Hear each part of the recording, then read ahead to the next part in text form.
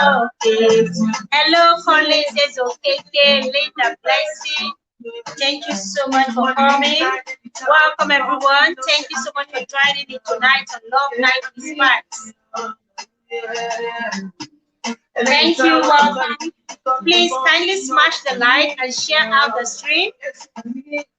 Share out to your community. Don't forget to thumbs up. Welcome, everyone. Good to see you.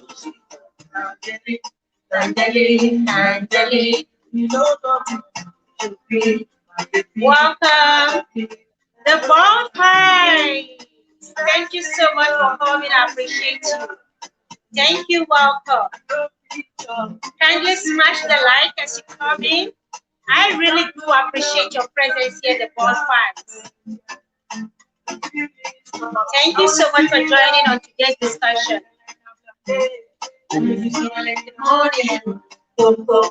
Shine. It's only you that I want. It's like that only you in the morning. Shine. Just link up. I wanna see your face. Yeah. I know teacher. Welcome. Thank you for joining today's discussion. Welcome. Good to see you all. Come in, guys. Come in.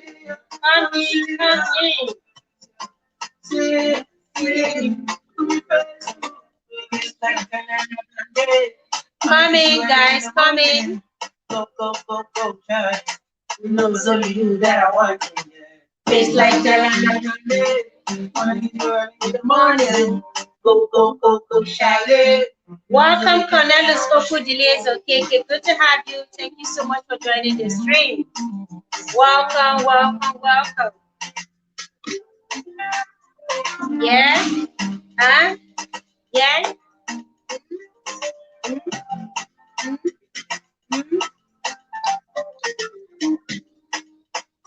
Welcome. Good to have you all. Thank you so much for joining on today's discussion. I really appreciate you all. And tonight we'll be discussing something that is affecting a lot of homes. Yeah, we'll be talking about divorce. We know it's not the first time we've treated this topic, but of course we can never stop talking about this due to the negative implication, the negative impact, the effect it has on a whole lot of families. And day in, day out, families are being torn apart.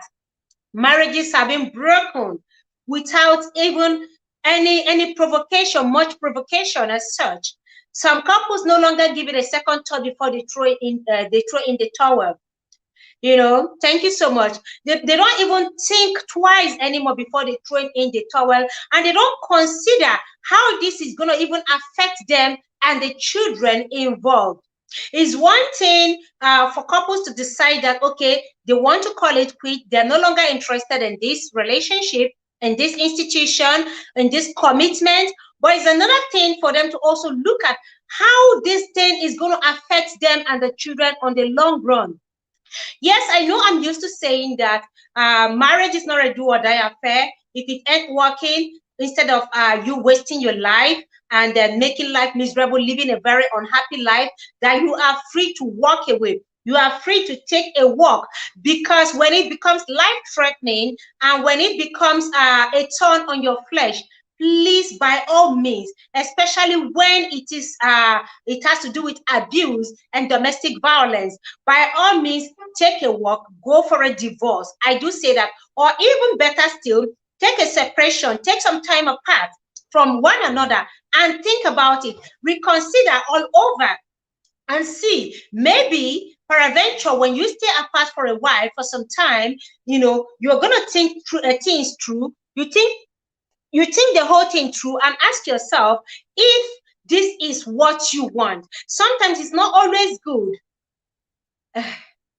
Okay, sometimes it's not always good to just jump and say, okay, no, I just want to go out. No, I can't stand this anymore. I can't take this anymore. And then you just end the marriage like that. Whereas if you give it a second thought, You give it a second thought again after you've separated, you've stayed apart for a while, and you give it a second thought. Maybe you're going to begin to look at it from a different perspective.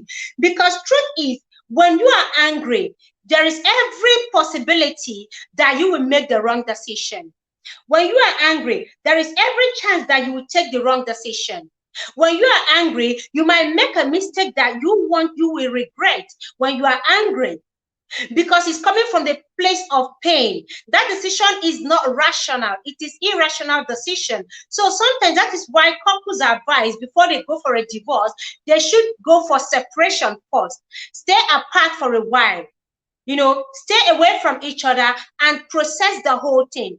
Give it time and think the whole thing through before deciding. They actually give couples some time, give them some months, whatever. Okay, stay apart, live your separate life, and see if this is what you really want or not. So that is what we'll be treating tonight. Is divorce the first option? Is it really the first option when trouble comes knocking? Is divorce the first option when you are angry, when you are sad? Is divorce the first option when your marriage is having crisis? Is divorce the first option when you notice trouble? Is it the first option? And how does this divorce affect homes? How does it affect couples and the children? How does it affect couples and the children? This is what we're looking into, and then trying to encourage those who know that, okay, who maybe because our temperaments differs, those who know that when they're angry, they can take irrational decision. Tonight, I am here to just tell you that sometimes you just need to chill. You just need to calm down. Divorce shouldn't be the first option. So long as you are married, that commitment is there. So long as you have children together, that commitment is there. Because those children will live on. Those children will live after you. So you can't just wake up and cut everything. You can't just wake up and decide that, no, you don't want this anymore, without considering how this may affect your children in the long run. What are those negative impacts of divorce? Both on you, the man, both on you, the woman, both on the children that you have brought forth into this world. Have you thought about it? Have you given it a thought? Have you processed the whole thing? Have you asked yourself if truly you want to end that beautiful marriage? Marriage is very beautiful. I will always say that. Unfortunately, I don't know whether is advancement. I don't know what is causing the high rate of divorce these days. It's as if our emotions can't deal with certain things anymore. People are becoming more and more weak in emotion, like they are becoming more vulnerable to their emotions, to their feelings. There are certain things that will happen that you don't just have to think divorce as a first option. That you don't have to see divorce as the first step. Instead, what happens to dialogue and communication when trouble comes calling, when trouble comes knocking, when the challenges come facing you? Have you thought about facing that situation, that challenge is headlong, challenging it and overcoming it? Now, these children, it affects them deeply, beyond what you can even think about. First of all, their academic, these students, so long as they're in school, it is going to affect their academic performance. It will affect how they begin to reason in class, because they are distracted. Emotionally, they are no longer stable. They are worried over the things going on at the home front. The misunderstandings, the quarreling, the fighting, the shouting and screaming, the name calling.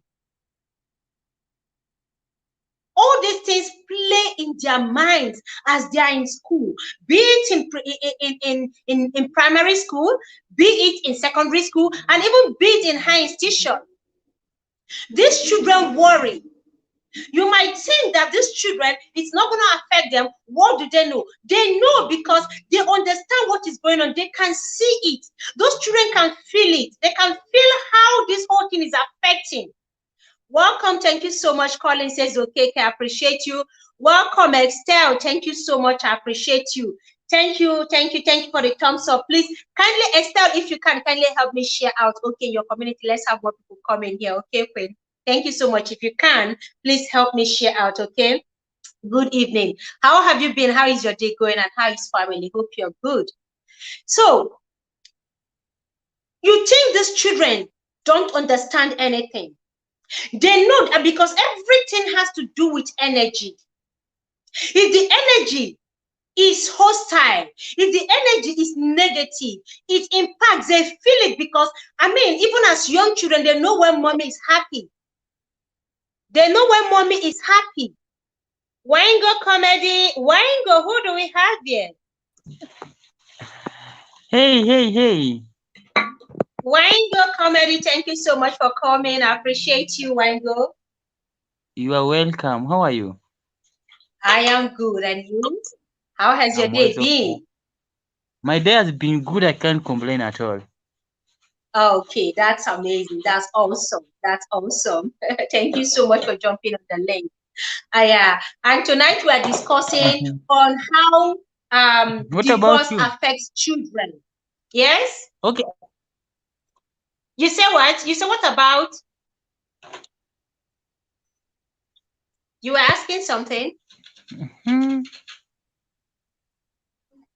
Can you I hear ask me? what about you? You have asked about my day now.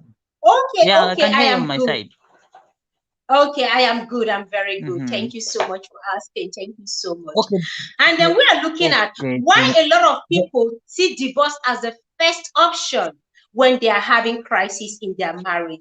And this is making more and more young people become afraid of getting married because any little misunderstanding, the next thing is, I want a divorce. Any misunderstanding, I want a divorce. It's as if marriage is no longer a commitment, a lifelong commitment where people stay, they say, till death do us part, in sickness and in health, in good and in bad time. But what we have here today is only in good times.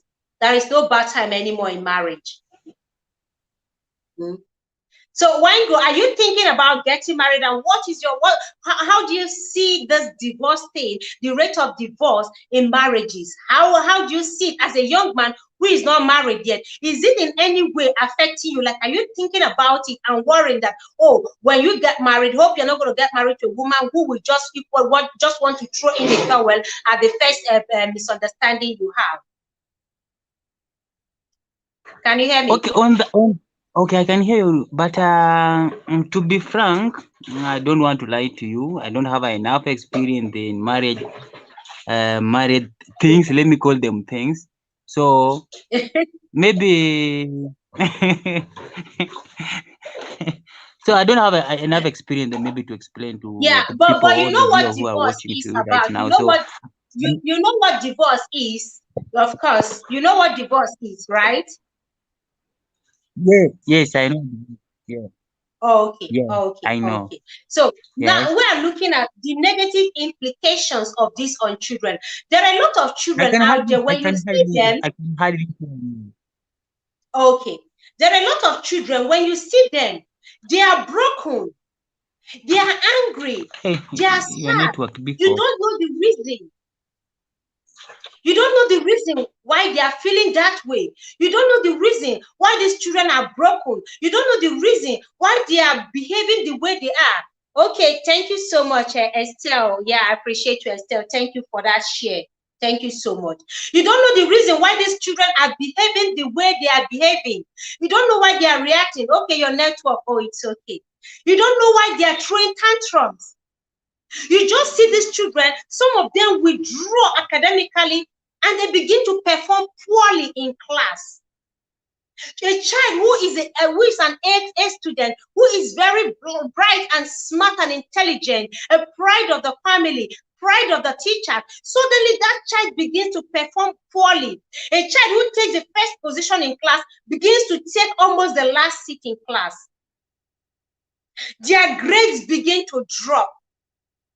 And you, the parents who are in this, don't even notice. And even when they notice, they are too preoccupied with their own emotional feelings and problems and the fight.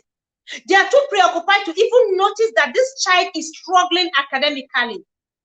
When they even notice, there is little or nothing they can do to help these children. It's as if they are helpless. They can't help these children. They just say, please sit up in class and do better. Your grades are dropping. Your grades are dropping. You're not doing well. You're drawing backward in the class. But there is more to it. Something is making that child withdraw. Something is making that child perform. And that is the fighting, the misunderstanding, the quarreling at home. These are the things affecting the child's academic performance. Then another thing is anger and resentment. A lot of children who are in divorced home or whose parents have separated or are struggling with divorce or are in the process of divorce, you see them, they resent people a lot. They resent themselves, and there is so much deep-seated anger. So much deep-seated anger, which leads them into fighting their mates, fighting their friends, fighting everyone they come across. At every little provocation, these children will just start fighting. They can no longer control their emotion because there is something that is about to burst open in their heart. There is so much pain in their heart. Yeah, thank you so much for the kinds of, help me share out Wango if you can, okay? There is so much anger, so they just want to let that anger out. They want to let it out, and the only thing they can do is to let this anger out on their friends, in the class, in school, in social gatherings. You say something little to the child reacts, and you're wondering, why is this child reacting this way? I just said sit down, and then the next thing the child starts, to say awful words. It is as a result of the pain, what they are going through, that negative energy they feel at home. They no longer feel loved. They don't feel loved anymore. They don't see the lovely atmosphere they are used to experiencing in the past. They don't see it anymore. It has all vanished, gone with the pain and the sadness the parents are experiencing. And then this anger also pushes these children further into committing crimes. You see children, teenagers especially, who are still very young, 13, 14, 15, you see them already going into crime because they are looking for something to distract them. And of course, the next thing that will come is the negative ones. They're looking for distractions, negative distractions, where they can pour out their emotions, their pain, their confusion. You see the guys begin to pickpocket. They can go to grocery stores, go to any supermarket, and they start to pick things. And even when they are caught and is reported to the police, they don't feel remorse because their attention has been taken away. Parents are no longer paying attention to what these children are dealing with. Welcome, James. Gippy, I appreciate you. Thanks for the thumbs up as well. I appreciate. Thank you so much. Yeah, smash the like, please, as you're coming in. In case you haven't done so, kindly smash the like and share out to your community. James Gippy, kindly help me share out this stream, okay? Please, thank you so much. So this anger makes them begin to pick things. The parents' attention has been taken away from the children. They are focused on themselves alone. We're going to come to how it affects the parents themselves. But right now, let us the children, especially. So the parents' attention are divided. Their attention have been taken away from the children. They are concentrating on themselves, on the fight, on the bickering, the misunderstanding, the court cases, because divorce takes a whole lot. It is not something you go in today and you come out. It's a process. It's a process that may take time, months, and even years. So, and these things cost money as well. And on every court hearing, the parents come out feeling more angry. because you don't know what went on during the court proceedings. So they stop paying attention to the children. True, Mamle, welcome. Thank you so much, Ma, for coming. I appreciate you, Ma. Thank you so much, Ma. Thank you so much. Kindly help me smash the like. True, Mamle. Thank you. It's a honor having you here. So you see, these proceedings take the parents' attention away from the children. They are focused on all these things, the hearing. They are focused with their lawyers, trying to come up with stronger case against one another.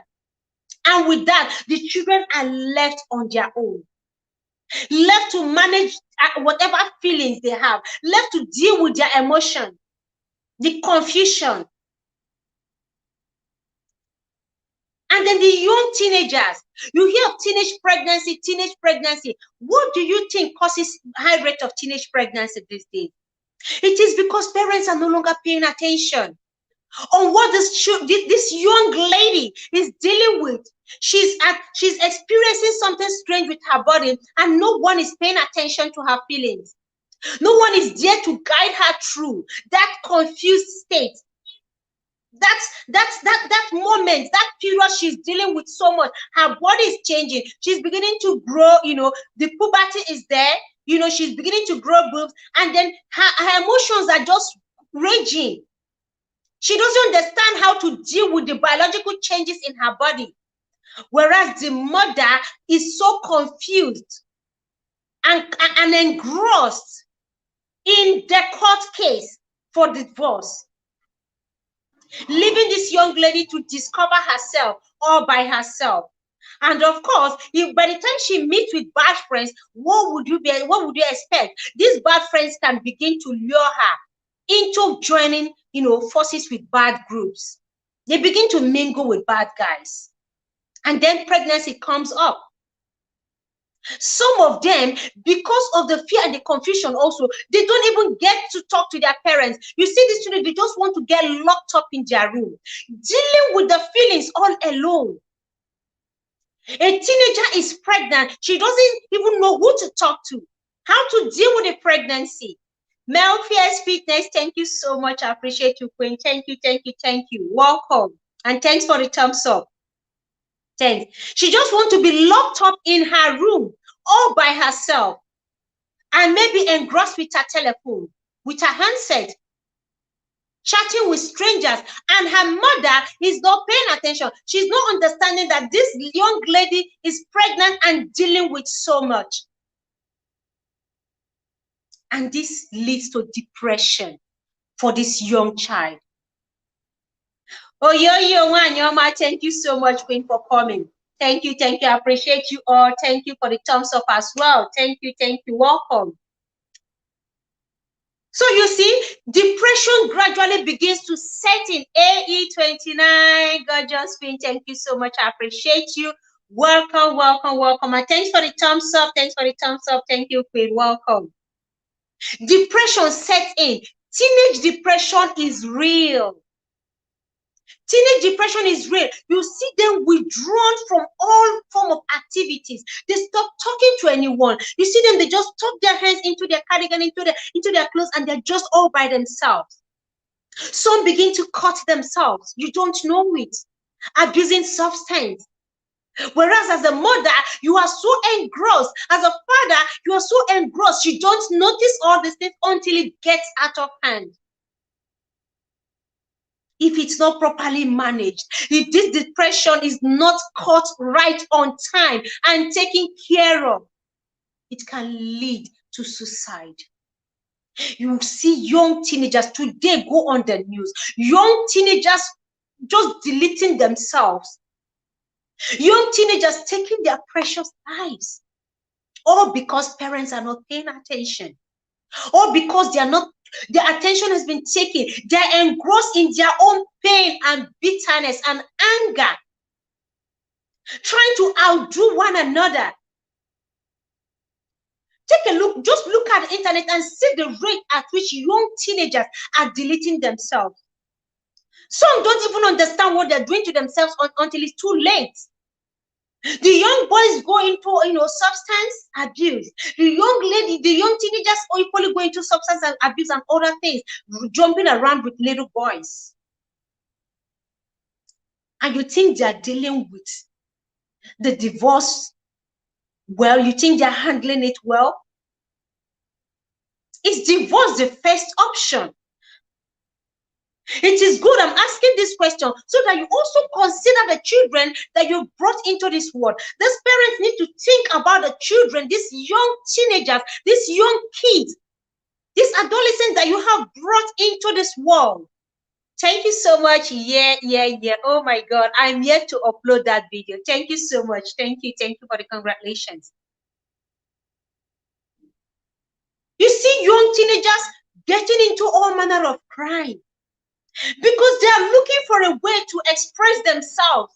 And of course, the media is not helping. The only way they want to express themselves is the negative way.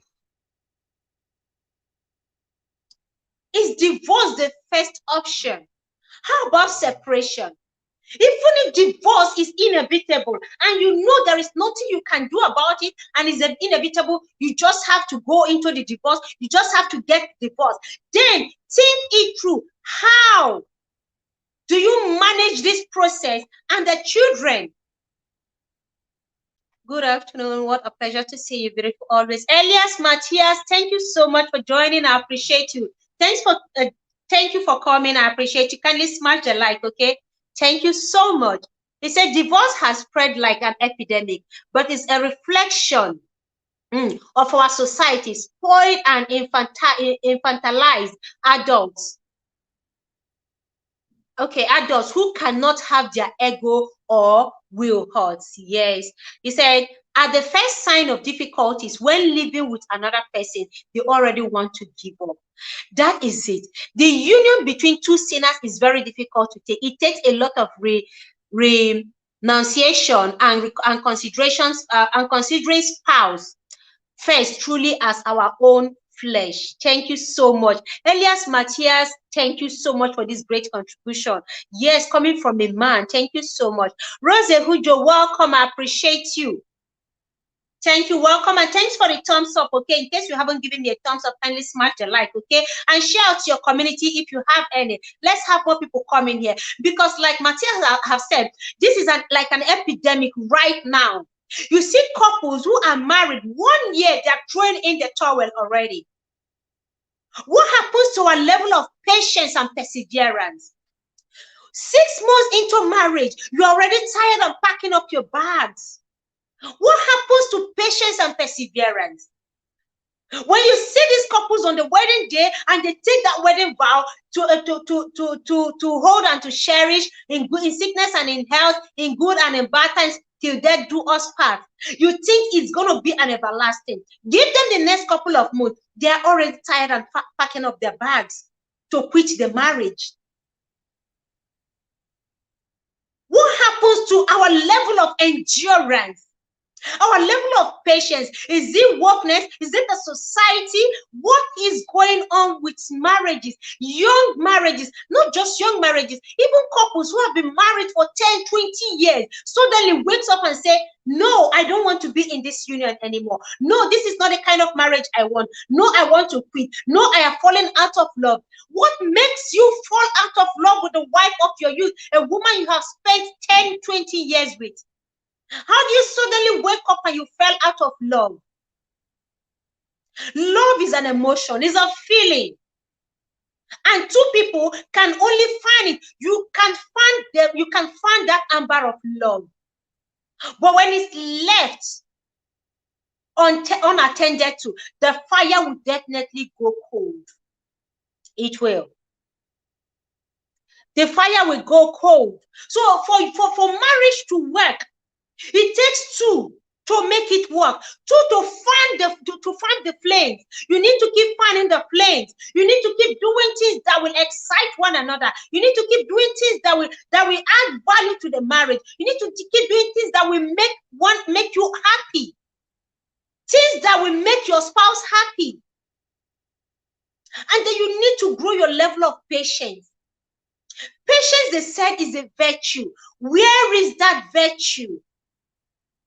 For young ladies, okay, suddenly the money is no longer flowing in, or suddenly your husband has lost his job, and then you feel he's no longer providing, you are no longer getting all the luxurious life, you're no longer getting all the beautiful things you wanted in marriage, you don't want to manage, you don't want to, you never bargained for that kind of life, and then you're packing up your bags to leave him in that state. What about the children?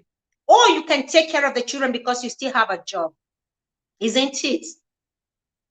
It takes two. Egg varieties. Welcome. Thank you so much, Queen, for coming. Welcome, ma. Appreciate you, ma. Thank you so much. Yeah. Yeah, Rose Hujo, I think I saw your notification. I was already live when your notification came. I'll check it out. So it takes two. Patience, perseverance, tolerance to make marriage work. A marriage you live cannot work on its own. Marriage doesn't work on its own. It takes two people to make it work. Who do we have in the house? Hello, gorgeous Queen. Thank you so much. Welcome. Hi, host. Hello, Hey, everybody. Queen. Yeah, Welcome. Hello, Anna Song. Welcome. Thank you, Anna Song. I appreciate you. Thank you so much for coming. Anna Song said, my my beautiful lady with so much spice, the woman with the finest smile ever. God bless you. Marriage is golden. Thank you, Oyoyo Wanyoma, my darling, my sweet Thank you friend, for my having sister. me. Thank you. And greetings to everybody in the chat. You guys are amazing. Thank you, our honorable and ever supportive husband, Cornelius Okudilezu Keke. God bless you. Thank Real you good so for much. always being Thank here. you. So, host, I Welcome. want Thank to you so quickly much. chip in because I will be on the run. So I want to quickly chip in Okay. when I leave. Okay. The network will start breaking. See, Okay. divorce should be the last option, not the first option. It should actually be Not the the last first one. option. Yeah. When you have done everything to make it work, and if it's not working, let that be the last option. Don't jump into divorce because maybe your husband came home very late yesterday and repeated it again. You just got tired of that and you're going to file divorce. No, it shouldn't be. Find out what is keeping him late. Try and work on that to see if anything can be achieved. And also try to see if there were things, frictions in the home that could have led to that. Because some people, when you marry a nagging wife, the zeal to come home early is destroyed because you'll Yeah, be you don't talking want to to come them. home. You don't Yeah, want to come home because the Bible said that it is better to live on a rooftop than to live with a nagging wife, with yeah. a troublesome wife. So you will be targeting. Okay, I finished from work at 8. I'm going to sit somewhere, even if it's a sports bar where I watch sports until they're kind of 10:30, so that once I get in, take a shower, straight to bed. Those are things that men could do. So if that happens to be your lot as a woman, try to find out what is making him overnight start staying more outside instead of being at home, and work on that to see if anything can be achieved. But the only reason I would say divorce will be the first option if you're in an abusive marriage, okay? The man has turned you Absolutely. a punching bag. Please, don't even think a second time. Just pack your bags, escape while he's not home. Send him divorce letters through the mail. Let him fill the papers and sign. If he's in a relationship that they are hitting you basketballs up and down, okay, that would be what I would say. Life is more precious. Life is Yeah. more precious. That is the only first ground that you have to. In fact, if it has gotten to that, then I have no problem with any woman deciding that I am done with this marriage. When it's Absolutely. abusive, when your life is on the line. Yeah. Host, I want us to also be mindful of our words because of this YT, whatever. Okay. Yeah. Yeah. So let's not get carried away. So everybody hearing our Welcome, opinion, Nello's side. Thank you so much. divorce is not the first option, unless if you're getting basketballs from every angle, then that would be the first option. But let's assume that your husband now all of a sudden started coming home late. He's not eating your meals. he's not doing doing in the Or he's other room. drinking suddenly. Not doing it, not performing in the other room. Please, that is something you can work on. Is a behavioral change. You can work on it, seeking counseling, going for intervention, and all of that. But whereby the man they give you passports, they use you do Alibaba. No, it's not Alibaba. Punching bag. Muhammad Ali. Okay, the man is using you do Muhammad Ali or Tyson. Tyson will be the right one to use. Please pack your bags and leave when the Don't man even has fold gone your to work. clothes. Don't even Just fold the pack, clothes. pack everything. Leave. When you leave, seek for shelter wherever you can find shelter. Women's shelter, then send him a divorce paper straight to the mail. Don't even go meeting him. There is nothing to negotiate at this point. There is nothing to talk about. He has crossed the line. The boundary is crossed. Your life is important. You're wealthy. You're cherished. Think about those things. So on that condition, I would say number one option would be what? Divorce. Yeah, on that. Yes. And then we're looking at, especially in diaspora abroad, a lot of children are dealing, in fact, this divorce thing is affecting them so much. And parents who are in divorce process or who are already divorced, most of them are not paying attention to the early signs of the effect of divorce on their children. They're not paying attention at all on these children. And that is even where I am most concerned. Because these children end up being broken. A lot of deep-seated anger that may last a lifetime. A lot of negative impact that you see some of them. The reason why they have decided to go into, crime and all that is because they are so angry and they're just looking for where to vent, how to ruin their lives. So you feel the pain. I've seen a couple of movies and the children who say, after you don't care, why do you care? It's my life. I do whatever I want to do with it. Yeah, you're so right, host. Let me give you a practical example. When my daughter was 7 years old. Hold on, Queen. Okay, Elias. Oh my God. Sorry, Queen. One moment. Okay, a Brazilian, he understands English, but not he's not French, so he's not following with as I'm speaking. Okay, Elias. Oh, welcome. Thank you so much for joining. I appreciate you, Elias. Okay, go on, Queen. Okay, my daughter, when she was 7 years old, and there is this girl in her class. Her parents were newly divorced. Okay. So the girl capitalized on that sentiment. Every child in the class that says, just minor thing to the girl, she'll just go to one corner and start crying. Is it because my parents are divorced? The teacher had to call the whole class, 7 years old, call the whole class, sat them down, that the reason why this girl is behaving like this is because her parents, just got divorced. So she's going through a process. I want you guys to be kind to her. Be kinder. You understand? Just go the extra mile. This girl now capitalized on the emotional blackmail. Then carried it to the next class. Next class, she was saying, man, you should have gotten over it by now. Please, let's just be children and leave us alone. So you see, it affects the kids more than we can actually understand. Imagine. And if we are paying close attention, even if we don't notice anything at home, find out from your class teacher how your child behaves. That will tell you, because they are themselves and they tell their teacher everything. Not like of course, their teacher, they open up, even the things happening in their home front, they open up to the teacher. Absolutely. Everything that happens in their home front, these children open up to their teachers because they trust their teachers a lot. In fact, there are certain things you tell you as a mother, you tell your child now, and the child will say, no, but my teacher said it is this way. So they connect a lot with their teachers more. Yeah, absolutely. So you can get more information about your child's behavior from your teacher, but nevertheless, there are still some parents that will caution their children even before they start school. It's not when you start school tomorrow, you gotta be carrying our matter to your teacher. You understand? So those children, they don't go to school feeling so free to talk with their teachers.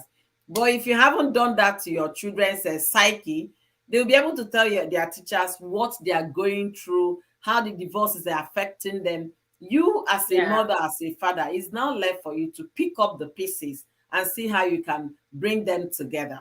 It's not an easy road for any child. Emotionally, they are No. traumatized. They are completely traumatized. And if you're not paying attention, I just finished a live stream on the ladies of Hot Topics.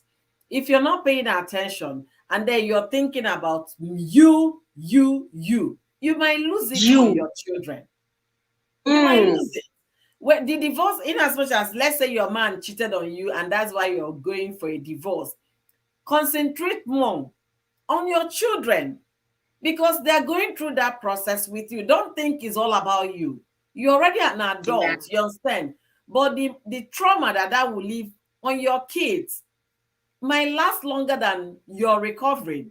You're recovering that somebody cheated on you. I mean, I know come this world, no man follow me come when I was giving birth to. So if you mess up, now your problem, you understand? My life must continue. Yeah. My life must continue, and I don't want anything that will affect me mentally or affect my children. So when you consider the interests of your children first, then you'll be second. You'll be able to balance this thing we are talking about. Yeah. Honestly, and in school, because they have kids counselor in almost every school. So Yeah, from time to time, that they call on these children, especially when the teachers are aware that something is going it's on going and on. at the Yeah. home front, like the parents are separating, they Mm-hmm. focus on these children and look at them, they call them and they question them. They try Mm-hmm. to, understand how they are taking the whole process, if they're Yes. dealing with it well, or if it's affecting them. And Mm-hmm. especially because of their grades in school and their social life, you see them withdraw because Yeah. they are afraid of being bullied. And yes, some But kids even bully them. I have They a bully question them. for you. I have a Yeah. question for you, Rose. Do you think they do that back home in Nigeria? What the counseling? Yes. Do you think the parents will even No, inform the school that my husband and no, I are going through this process? Please, I no, need you to no. be mindful about. They don't, right? I don't think they Don't know, do. they don't. They I don't don't. think they do. And this is why more and more children are broken even back home. But you Mhm. don't get to notice it until it has done a lot of damage on them. Damage You already. don't Yeah. notice that they are broken until these children equally grow up and get married. That is where you start seeing the effects. There Mm-hmm. are children because their parents divorced and nobody cared about their emotion, nobody cared about how they take it. These children carry it, is deep seated, and they grow up, get married, and that is where they begin to transfer it on an innocent spouse. And then, as a spouse, you'll be wondering, why is this woman behaving this way? Why is she Mm-hmm. reacting this way? Or you wonder, why is your husband behaving? It may be as a result of him coming from a broken home, which is not properly managed. The Yeah. divorce process was not properly managed, or it was bitter. It was a tough one. It was really there are some divorce cases that are so bitter. Yes. So Yeah. you don't know that they I grew don't up with think. that. Yeah, you're so right there. I don't think the parents do inform the school that they're going through divorce processes No, or something. I don't think they do. But it's a no, they better don't. thing if they can include that into the agenda. It's really a good process because imagine what happened to my child at age 7. She came home back home. Mm, This was what she related to me. The teacher had to make sure that that child is mm, given extraordinary care. But you know the way kids bully each other, you know the way they talk about each other, you understand? But what the teacher did was to call the whole class. Please, we need you to understand that this person is going through this process. Be mm. kind to her. They say, but we are kind. No, be kinder. Okay, okay, okay, miss this. Okay, miss that. We are going to be kinder. And since that day, whenever they see the girl being quiet or pulling back or staying by herself, they'll say, are you thinking about your mommy or your dad? I'm going to tell our teacher. You understand? Somebody will always try to Go back to You the teacher. see. She's not playing with us at the playground. I don't know if she's crying. You understand? That is the emotional support we are Chil- talking about. Children are now the ones giving more of the emotional support than the parents.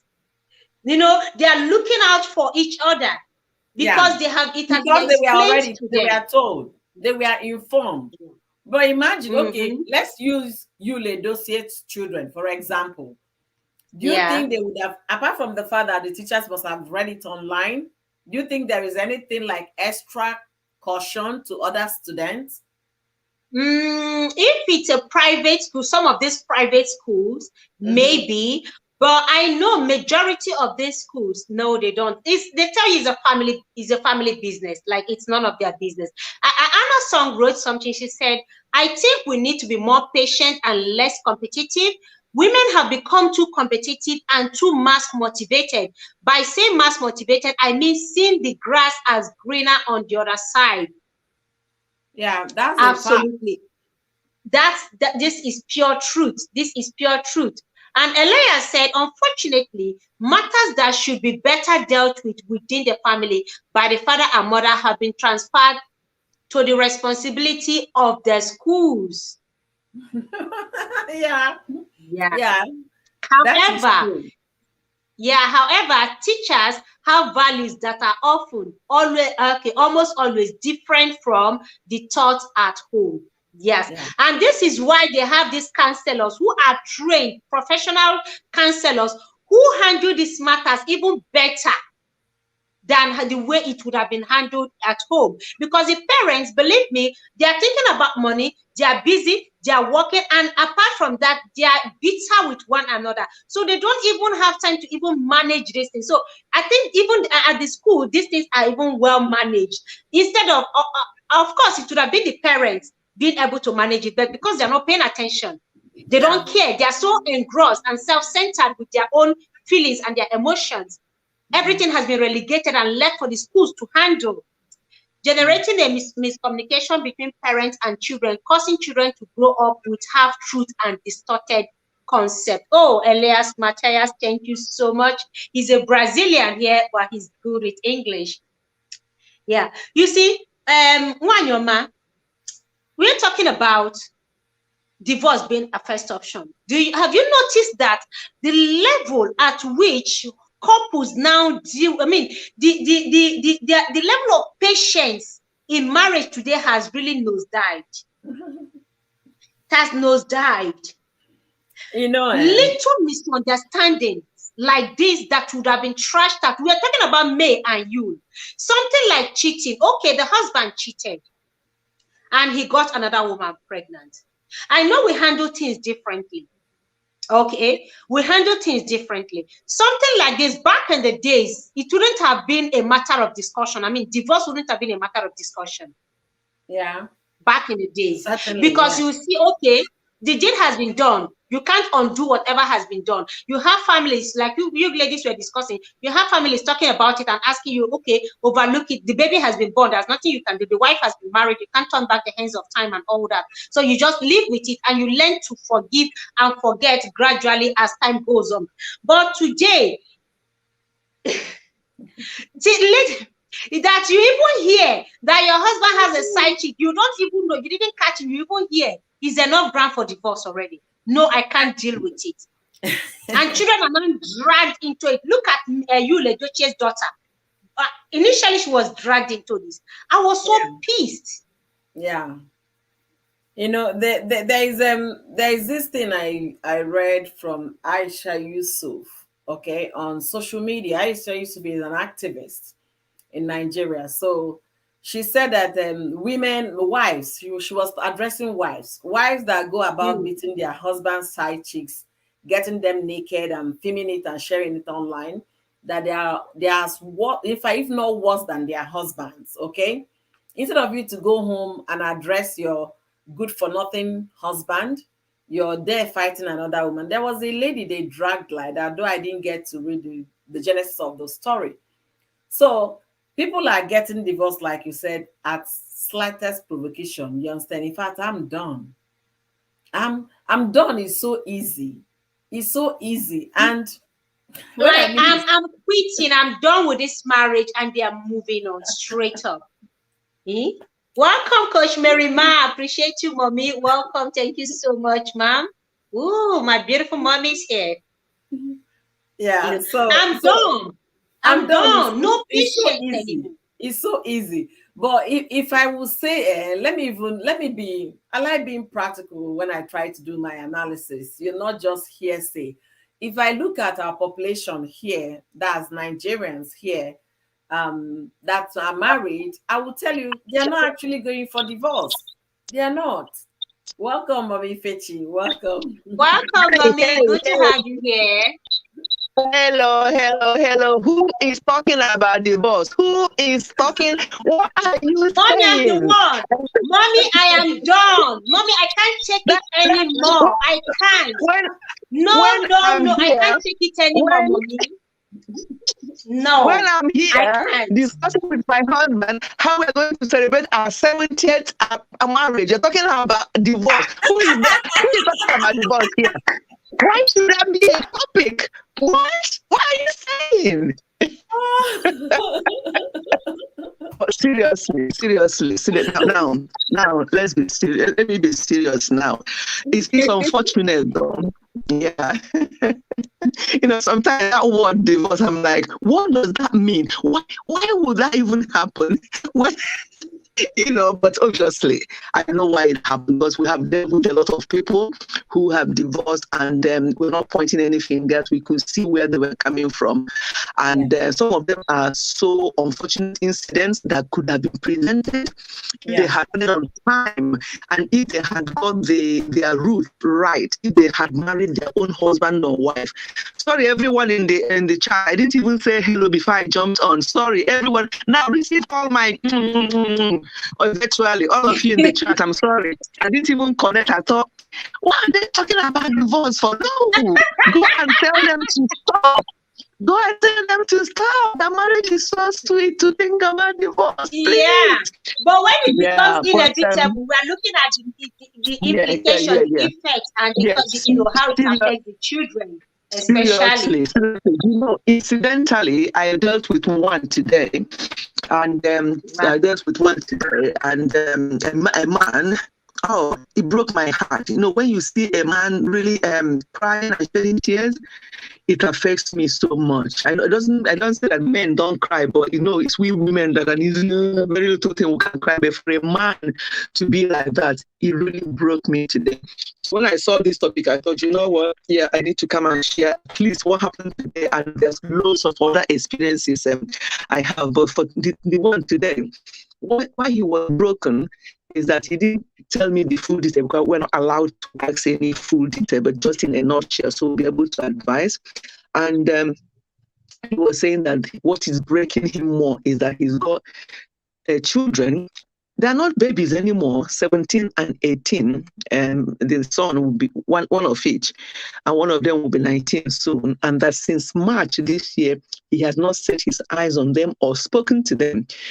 I said, because they are with their mom. I'm like, why? Well, he's the one that moved. Here in diaspora, it's not a case of this woman pack out and go to your family house. No, it's the other way around. He was the one that moved, and the family home, they stayed there, and they haven't been in touch. And I said, why? He said, because they are blaming him, because obviously he's the one that initiated it. So they felt that he's the bad one that left left their mom. And one thing that he said that touched me and he's sort of regretting is that looking back, that he would have worked harder on that marriage because of these children that is breaking him, that at this age, very soon they will go into their 20s and only God knows what will happen next. He may not see them until they start getting married and stuff like that, that he regretted not putting in much. So when I saw this topic today, I'm thinking, okay, I need to come up here and maybe share this because because in fact, I did say to him that I have this and that I normally talk about this. He said, yes, that is good to be talking about this because some people they don't fully understand. They think that that divorce is once you are divorced, all your problems are gone. He said that now that he's divorced, that is when all his problems manifested. That's the way he put it. He said that before, when they were going through the process, that he thought that he had problem, but that is now that he's realizing and like, what have I done? But he said that looking back at the time, that it's been going on for the past 2 years. They were just living like neighbors in the past 2 years, and the children obviously were witnessing all this. And he's worried about the effect this is going to have on the children. You see, that's why I get broken myself. Anything to do with children. You know, when when two adults decide that they don't love each other anymore, they want to part their ways. The one I always worry about, the first thing I ask them, are there children involved? And once they say yes, that's when I get so worried, because this affects these children. Even when they get to adult age, it affects them. It's actually, there's a particular one that I know, that their son decided that he's not ever going to get married. That he thinks that every marriage will be. Yes, he said that he will ever not. He's now in his early 40s. Forget about marriage. He's living his life. He said that if what his parents had was marriage, that we should forget it. We've tried to, because it's something that we know very well. We've tried to speak to them and say, no, sorry. That he just in his, because of what he saw, no matter what you tell him, no matter how much you try to counsel him, is deep rooted in him that that's what marriage is all about. That he's not prepared. He said that he grew up hearing shouting every time, banging the doors. That sometimes in his sleep he will hear that door banging. That he gives him nightmares. So people don't even understand how this affects children. And this person now in his early 40s, no more a kid, but he's continued to taunt him, and it continued to make him to feel no way. He's not even getting into any relationship. He just don't want to be on his own. So people, we need to really, I know that sometimes it's necessary for people to divorce. Of course, when you see some circumstances, you are like, if you feel like even telling them, what are you two doing together still? You feel like saying that. So there will be circumstances. But I strongly believe, based on the ones I've seen or I've spoken to, I strongly believe that if more work was done initially, when that issue started occurring, when the person starts maybe coming back late or doing what they are not used to doing, and you don't care, you think like, oh, let them be out there, let me rest. When they come back, you start drifting apart, and then you don't really care much about each other and whether they are back yet or not. There's an incident where this woman actually went to bed and slept with her children, and the next morning she was getting ready to go to work. Her husband did not come back in the night. She did not care. Oh, he can stay there with his friends, or who knows where he is. And I'm like, what? He must have been hanging out and drinking with some of his friends and being with some umashi. Listen to the terrible story then. So that happened. That is in her mind. In the morning, that lady actually was getting ready to go out, to go to her normal job. Meanwhile, her husband's car was not there. Her husband was not back. And then, before she left, police came and knocked on the door and showed something to her. Do you know this person? And he said, yeah. Why? What has he done this time? He was actually gone. Oh, something happened. Yes. So what I'm trying to say now is, when people are living like that you can go to bed without even caring about the person you're living with. I know my husband will go out before he comes back 3 times. We have spoken on the phone 3 times. If he has on traffic, he will call me and we'll be talking until the traffic settles and stuff like that. Never mind me. Never mind him not coming back. And I had the guts to go to bed, wake up in the morning, getting ready to go to my work. What kind of marriage is that? So that was how the news was broken. And then she was all over the place, crying and calling people. I'm like, excuse me. So we need to do better. If people really need to, that's why I've always said it in my marriage series, that you don't have to get married. It's not by force. It's not a case of my mates are getting married and people will rush into these things and they will go there and be messing up. And my main priority are the children. These poor kids who are so confused. They haven't asked us to bring them into the world. So whatever we do, we must put them first. I know that some people say, oh, I stay because of my children, and then they end up being deleted in the marriage. I'm not talking about that kind of staying for children. No, no, no, no, no. Like what happened, obviously, a few months ago. I'm not talking about that. But yes, exactly. But what I'm talking about is that when things like this start, let the husband and wife, let them remember. In fact, what I say to people, can you remember, can you cast your mind back how you met, what happened initially, those lovely moments, can you remember them? You know, so whatever that person is doing to you, you just look and just do your head like this. If not for, you know, can you not do that? And try this and is solve. why any stage of marriage we have to invest so much into it. It is not just all about money, work. By the time we, sorry guys, ignore my neighbor's dog. My neighbor's dogs, those cachorros are really ruining my life. Early stage of marriage, invest so much, put in so much love, and have a lot of fun. Deposit, so that when this crisis, when this problem start coming, you look back and say, my husband was not like this, my wife was not like this. Yeah. You know, you overlook certain things, but when there is nothing and it's empty, you don't have anything. The dog is against divorce. You know, all that. You know, when people quote the Bible like that, it worries me, because they'll tell you God is against divorce and things will be happening. There are many things God is against in the Bible, and we still do them. And nothing, no sin is worse than the other. So there are so many things, but people quote things that will suit them at any time, and then tell you about God being against divorce. Yeah, of course, God is, and no, so is He. Mommy, Coach Mary Ma is saying the dog backing is against divorce, so the dog is agreeing to what you are saying. Okay.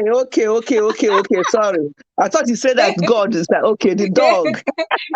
Yes, I think the dog is against it. It shouldn't be happening. It should not be discussed. You know, so no. yeah. Unless when it becomes inevitable. Yes.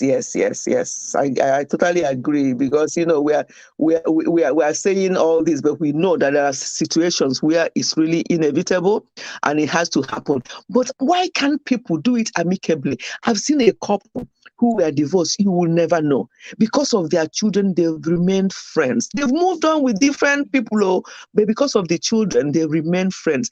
It wasn't the same. Their children are not happy because they today they will spend this weekend they will spend it there, that weekend they spend it there. They always say to them, I wish we are still the way we were before. The children kept telling them that, but they said that they've fallen out of love, that they can't, we love you, but I can't come together with mommy anymore. And it breaks the children's heart, because they were trying to, but they're so young, so they can't even do anything to see if there's anything they can do to help their parents, especially when they're that young. So we have to work harder Mommy, at I want to ask you a question. I want to ask you a question, because you have been married for 30-something years now, if I'm not mistaken, for 38, 39 years now. Yeah. Right? Okay. Now, when people say couples fall out of love, okay, there are people who got married. I wouldn't say it's love at first sight, but there was nothing like love when they got married. They just got married, and then they learned to love and respect each other. Now, when they say people fall out of love, how does it feel like? Now, the way when you met Daddy, you know, and you got married, I don't know, was it love? Your heart beating? I did. Yeah, and then was no suddenly, love. how do you still feel? I don't understand this falling in and falling out of love. I don't know how it works. I really don't understand that, because I've told my story before. I married my husband. I married the family, not my husband, because I didn't know him. I accepted to marry because of the family. And in my head, later on, I'm thinking, the family. But as soon as you got married, you went to Lagos with your husband. So how is the family involved in this? Now, if you've gone to Lagos and the narcissist that will be beating you and hitting you in that your house in Lagos, how will those family that you married, because how would they know? But anyway, Yeah, sometimes you marry and then you learn to love each other and you learn to understand each other. And then I don't know about falling out of love. That's what I'm saying. When you learn to love that person, to fall out of that love, something must have changed. You have to go back, go straight, step back and look back where when you started. What has changed?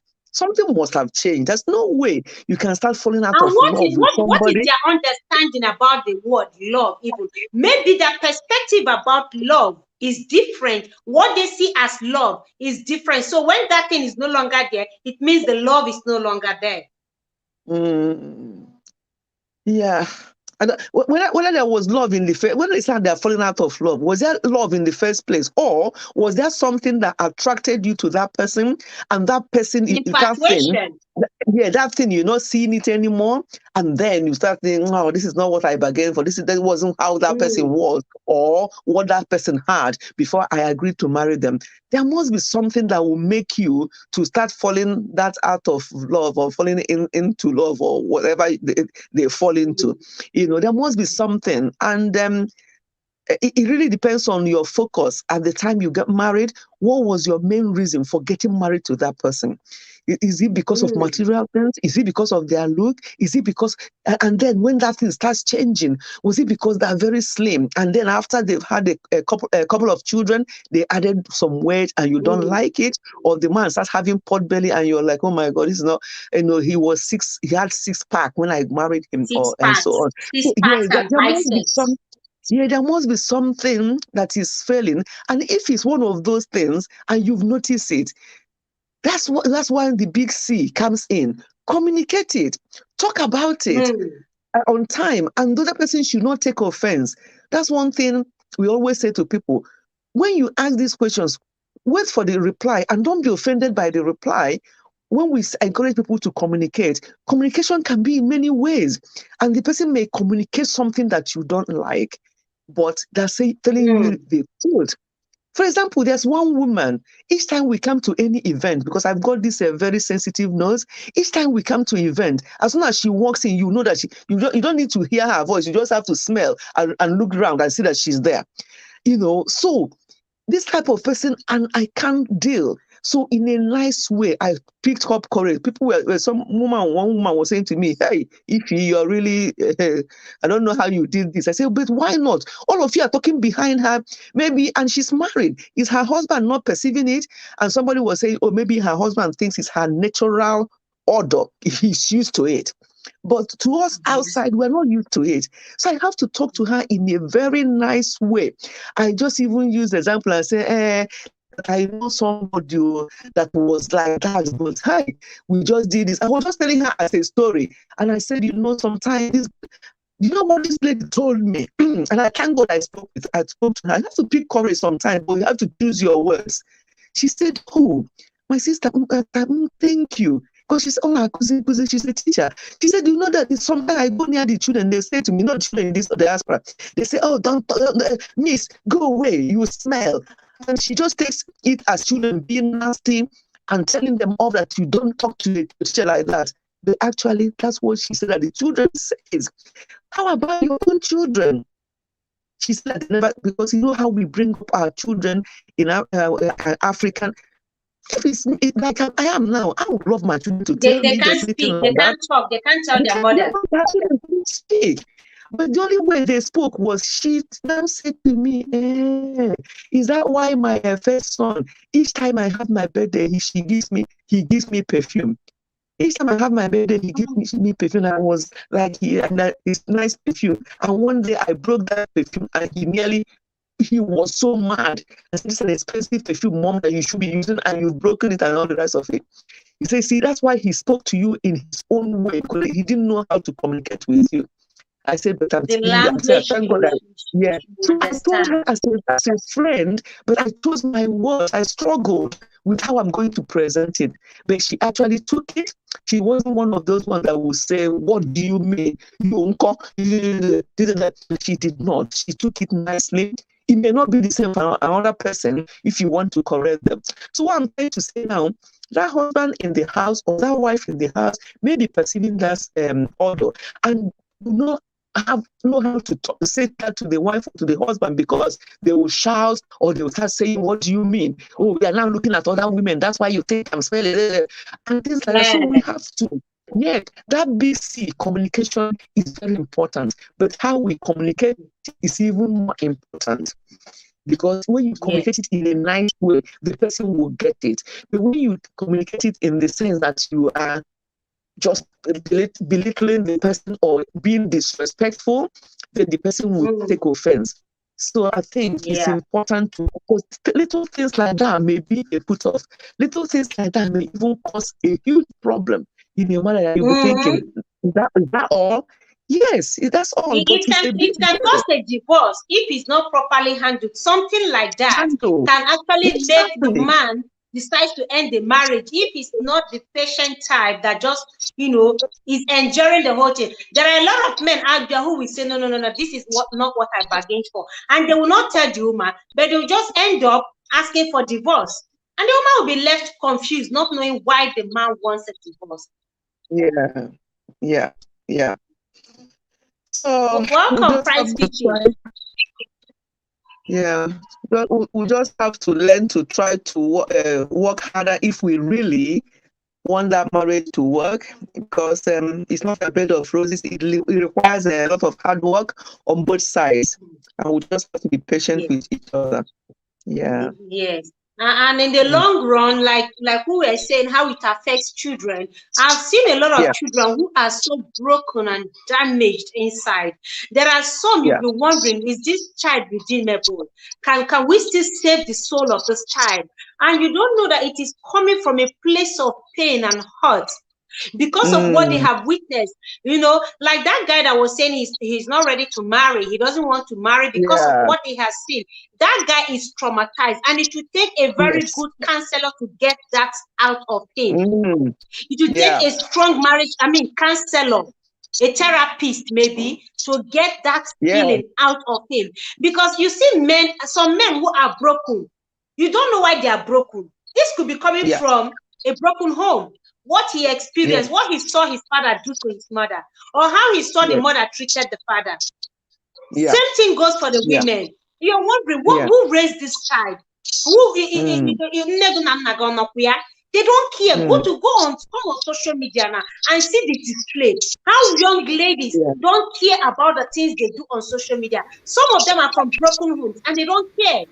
Because their father never paid attention, their mother never paid attention, so nobody can call them to order. When I see some of the display on social media, I do ask myself, did this person come from a family at all? Is she from from any home at all? But sometimes it could be from a broken home where neither the mother, especially back home, neither the mother nor the father care about the child's feeling during the whole divorce saga. And then they are left on their own to deal with the whole problem. Mahos, what I will say in respect of the last thing you just said, it might not necessarily be that they're from divorced or separated homes. Those I am saying some of them. Most of those people doing that on social media are the ones feeding their family. It's from that hustling they are doing online. They are sending their money to their mother, their father, they've lost the control. Because when your child that is supposed to be correcting started feeding you, that's where the problem sets in. I remember growing up those days in Anambra State, and then some of my big sister's classmates, they just finished from primary school. Some of them started doing robbery at the time. When I mean it was a big thing. You know that this child is no longer going to school, but what they do in the night, you don't know. Then they were doing, I think, I can't remember. I think the punishment was firing squad or something. So it was, those boys were picking up the traits doing that until one of the old criminals were being executed. That was what woke all of them up, in the sense that the mother was there crying. They were about to fire the son. The son now said they will give the person last option to say something. He will say, I want to talk to my mother. So when the mother got to him, that was his last wish. He, brought his mother very close and beat off the ear Yeah, I've heard that story before. Yeah, Yeah. bit of the Mm. ear. So people were like, Yeah. and those then told the mother that all these years I was bringing those things, giving to you. You were encouraging me. You never questioned me where those things were coming Yeah. from. So when you see all those people on social media doing all sorts, when I mean all sorts, making all kinds of money and sending to their parents can't correct them anymore. Because the moment you say Jack, they will tell you your rent, no, who pay them? No, be me pay them with my shower job. Do you understand? So they've lost control of those children, and it's so sad it's happening. But for the divorce, like I said, divorce is not the first option unless on one condition. If your life Mm. is in, I don't want to say those words here because of your video. So Mm. if your Yeah. husband has turned you has become is it Tyson? Has become Yes. Mike Tyson Mike Tyson or or Mama Dali. Muhammad Ali, and then you add the punching thing they are using for the extra. Biko, pack your bag and go. There is nothing to talk about here. Pack your bag and go. It's only he who is alive that will think about marriage. But if it's other small things that that bring quarrel into a home, Biko, that's the time to seek intervention. Little things as pressing the toothpaste from the wrong side Yes. is what And is then making not some not people have a lifting divorce. not lifting toilet seat before he pees. Those Eh. are the things that cause problems. Or not raising the seed before you pee, and then the pee touches Uh-huh. it, and then Yeah. or Or your coming soup home being a late bit at night. salty. You're Coming home coming late, home all those late at other night. things. Yeah. Please, that's not the reason for divorce. Biko, whoever that is hearing us, just look for intervention. Look, if you don't have anybody in the society that you respect that can talk sense into your husband, look for professional therapists like occupational therapists, those that is their job to intervene, seek for mediation. Yeah. Divorce is not the first option. It Yeah. is the It first is option not. for me on one condition, which I have categorically stated here. It's so Price sad Kitchen though. asked a question here. She Mm. said, so does it mean a woman should stay in a toxic relationship because she's afraid the kids will be in a broken home? It depends on what you So I'm call not saying toxic. that. No, No, no. no, that's not what we are saying. But also, it No. depends on what we see as, some people, everything now is toxic. You understand? You Yeah. have misunderstanding, you call yourself names is toxic to some people, whereas to another person, that may not be a toxic thing. You understand? Yeah. So, but what is toxic? Like when life is on the line, when he hits you, when you have to exchange punches all the time, or when he Or even abuses you emotionally. emotional abuse. You understand? We Yes, don't want to say emotionally. those words here because YouTube is gonna flag the video, so that's why we are being careful with our words.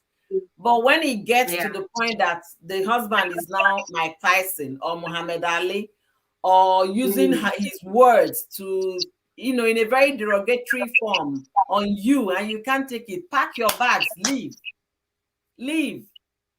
But if it's other minor things, he's now coming back late, and he doesn't eat my food, he doesn't make the bed when He's he not gets talking to you.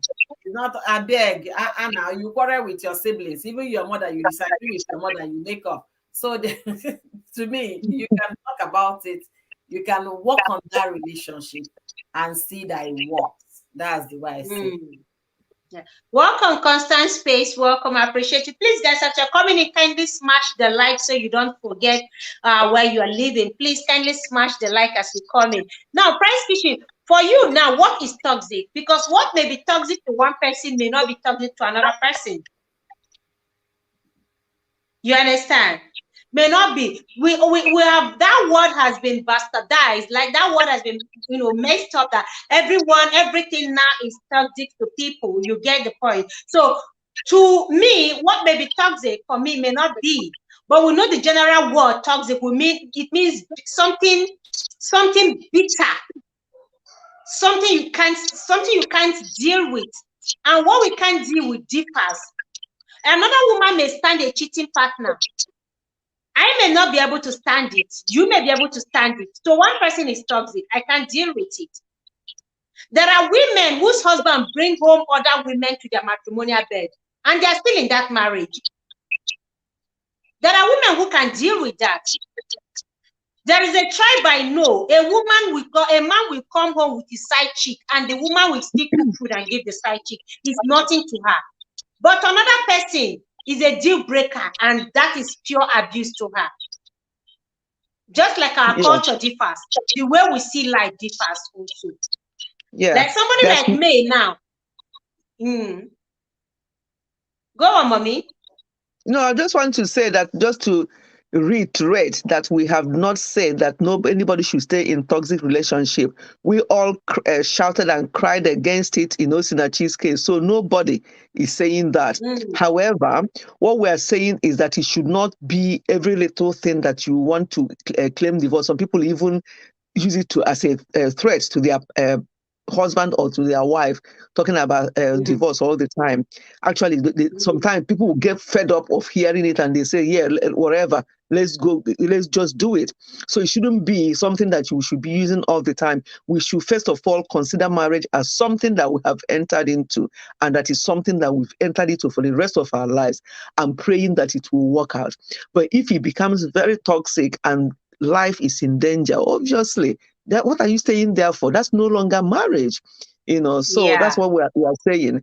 And then the another thing, disappointing thing, is that I don't think it happens in Africa, but here in the UK it happens that people can do a prenuptial agreement. They sign before they even get married to that person, that if anything happens to the marriage, that everything is 50-50. So that, because here, if anything happens in marriage, we have two now, and the women are claiming 100% of the whole of the property. And then went to court. One of them, they only granted the man 10% and gave 90% to the woman. So yes, and the man was the person that actually bought the house, but they only offered him 10%. God. Yeah, so that's how bad it is here, because in diaspora is women dominated, and children, that's what they care about. The man is always losing out, and some of our women are capitalizing on this.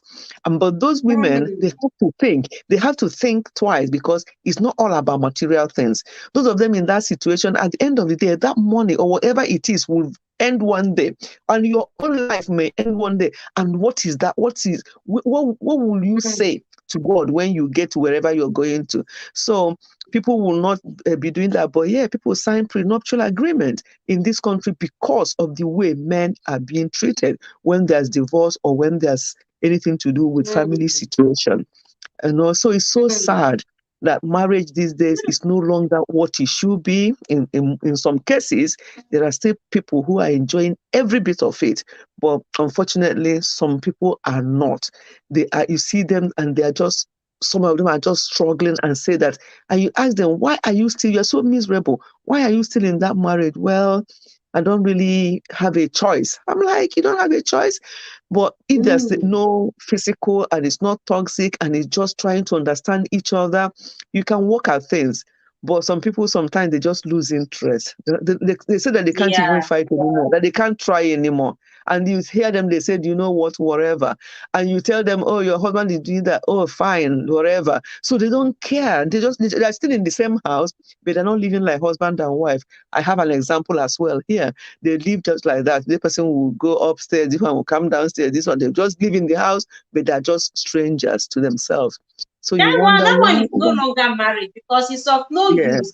Marriage is a beautiful union where if children are involved in that kind of marriage, you know that the children already know it's already affecting them negatively. If children are involved in that kind of marriage where they don't talk to each other, they live on their own separately for years, it's telling on the children. Because psychologically, everything is being registered, and it's going to affect them in the long run. These are the type that will never say, I'm sorry. If it's a man coming from such home, some of them, these are the kind of men who will never say, I am sorry to their wife, because they can keep malice for Africa. If you want malice, they have seen their parents keep malice for years. So if you want it, they can give it to you 1 month, they've not even said hello to you. 2 months, they've not even said, and then you just keep living that way, not knowing that he's a product of things like this. Yeah, and on the other hand, I've seen one that because of the way this was a lady, her parents lived, she decided that when she got married that she learned from their mistakes, and she said that that has helped her to be a better person. So it can work both ways. So this Yeah. lady just said parents had a terrible, and there are things I've noticed that they would have done. She now became the adult. That's things I noticed I would have done better, and I've learned from their mistake, and it's going to help me in my marriage. And she's having fantastic marriage. So everything, it doesn't always work the other way around. It's just people have to make that conscious effort to learn either positively or negatively from the situation they find themselves. But unfortunately, everybody is not different. Sorry, it's not the same. We have the different ways of reasoning and handling things. So how I handle things may not be the same way as any other person, but it can affect people in different ways. Yeah. Yeah, we're even looking at just the children own, even the couples themselves involved. This tells on them in a long run. Like you see some men, like they say they vow never to ever remarry, and those who even remarry, the marriage doesn't even stay. I know of someone that within a short period of time that he married and divorced, he remarried and the marriage still didn't last, and it packed up again. I guess it's because of carrying baggage from the first one. He never healed. He never got over it, and then he remarried immediately. Not long, few months down the line, the marriage also packed up again. Yeah. Same as the Of woman. course. Some women turn out to be very toxic and bitter. If you talk about men here, the moment you mention men here, they want to swallow you. They see this gender as equal to themselves, the devil's incarnate, as a result of the bitter divorce that they Yeah. experienced.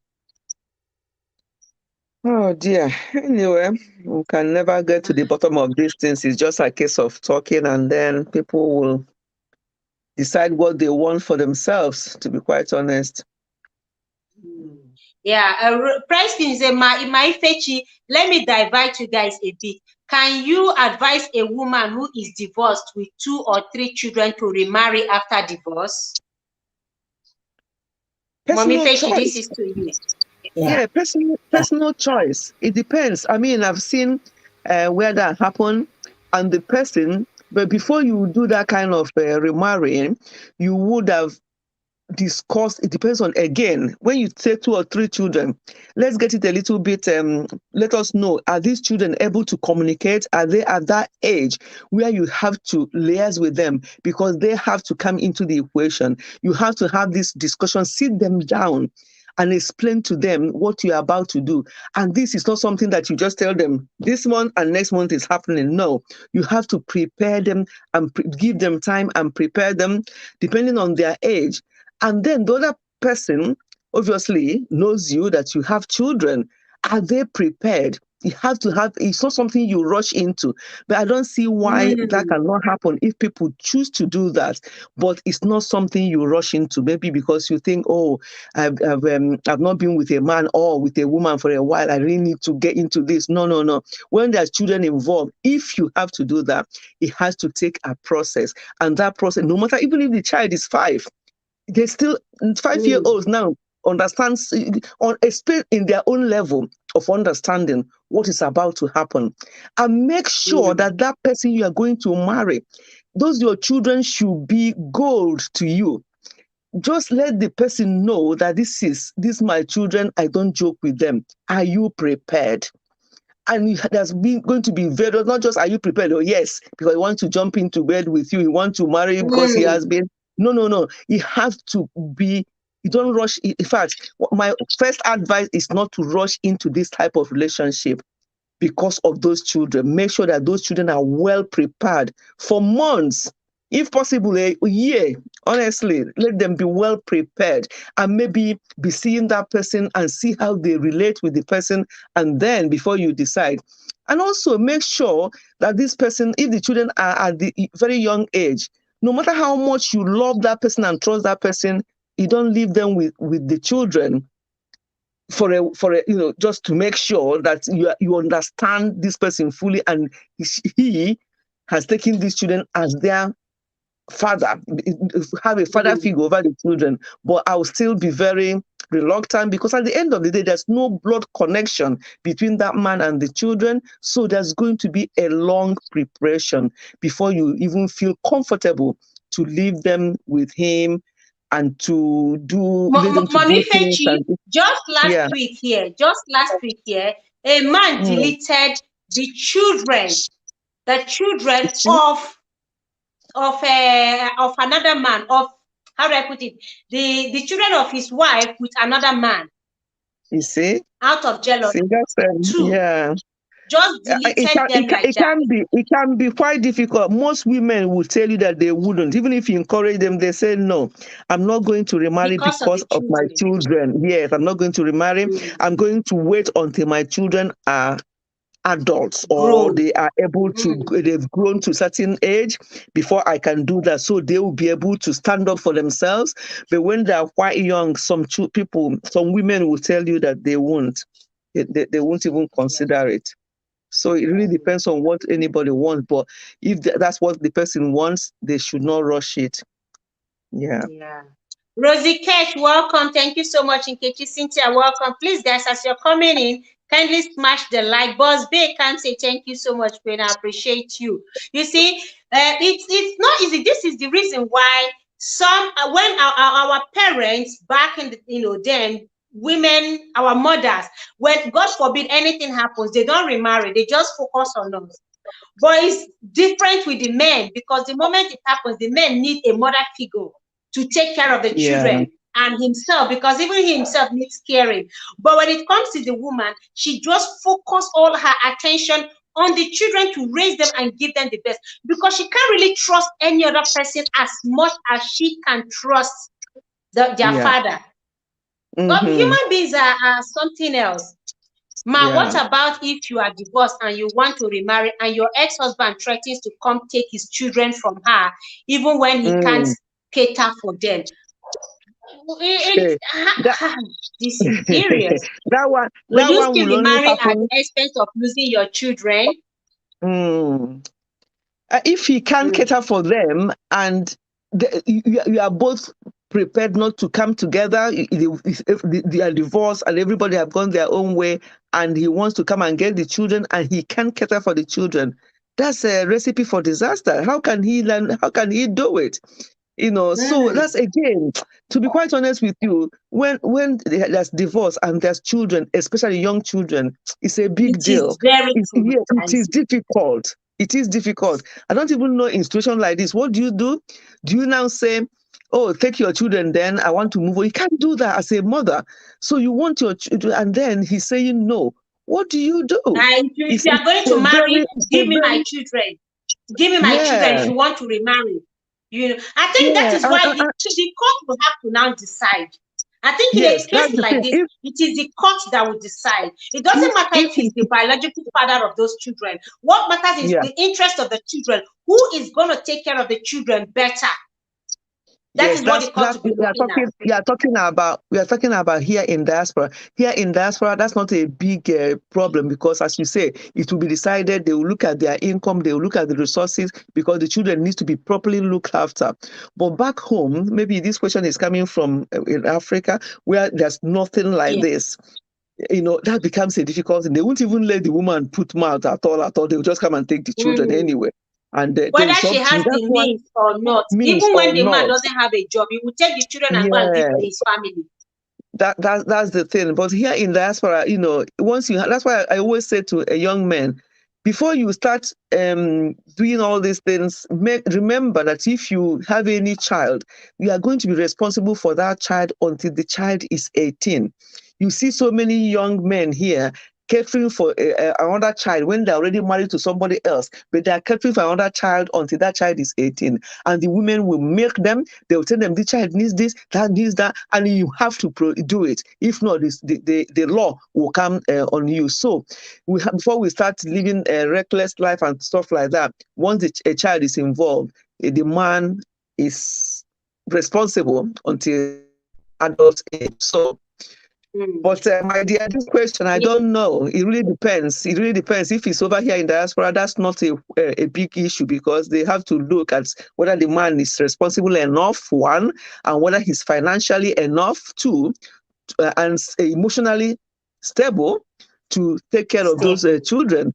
Yes, and and in this country, they will ask the children, even if they are 5 years old, they will interview them separately and they will ask them questions. What do they want?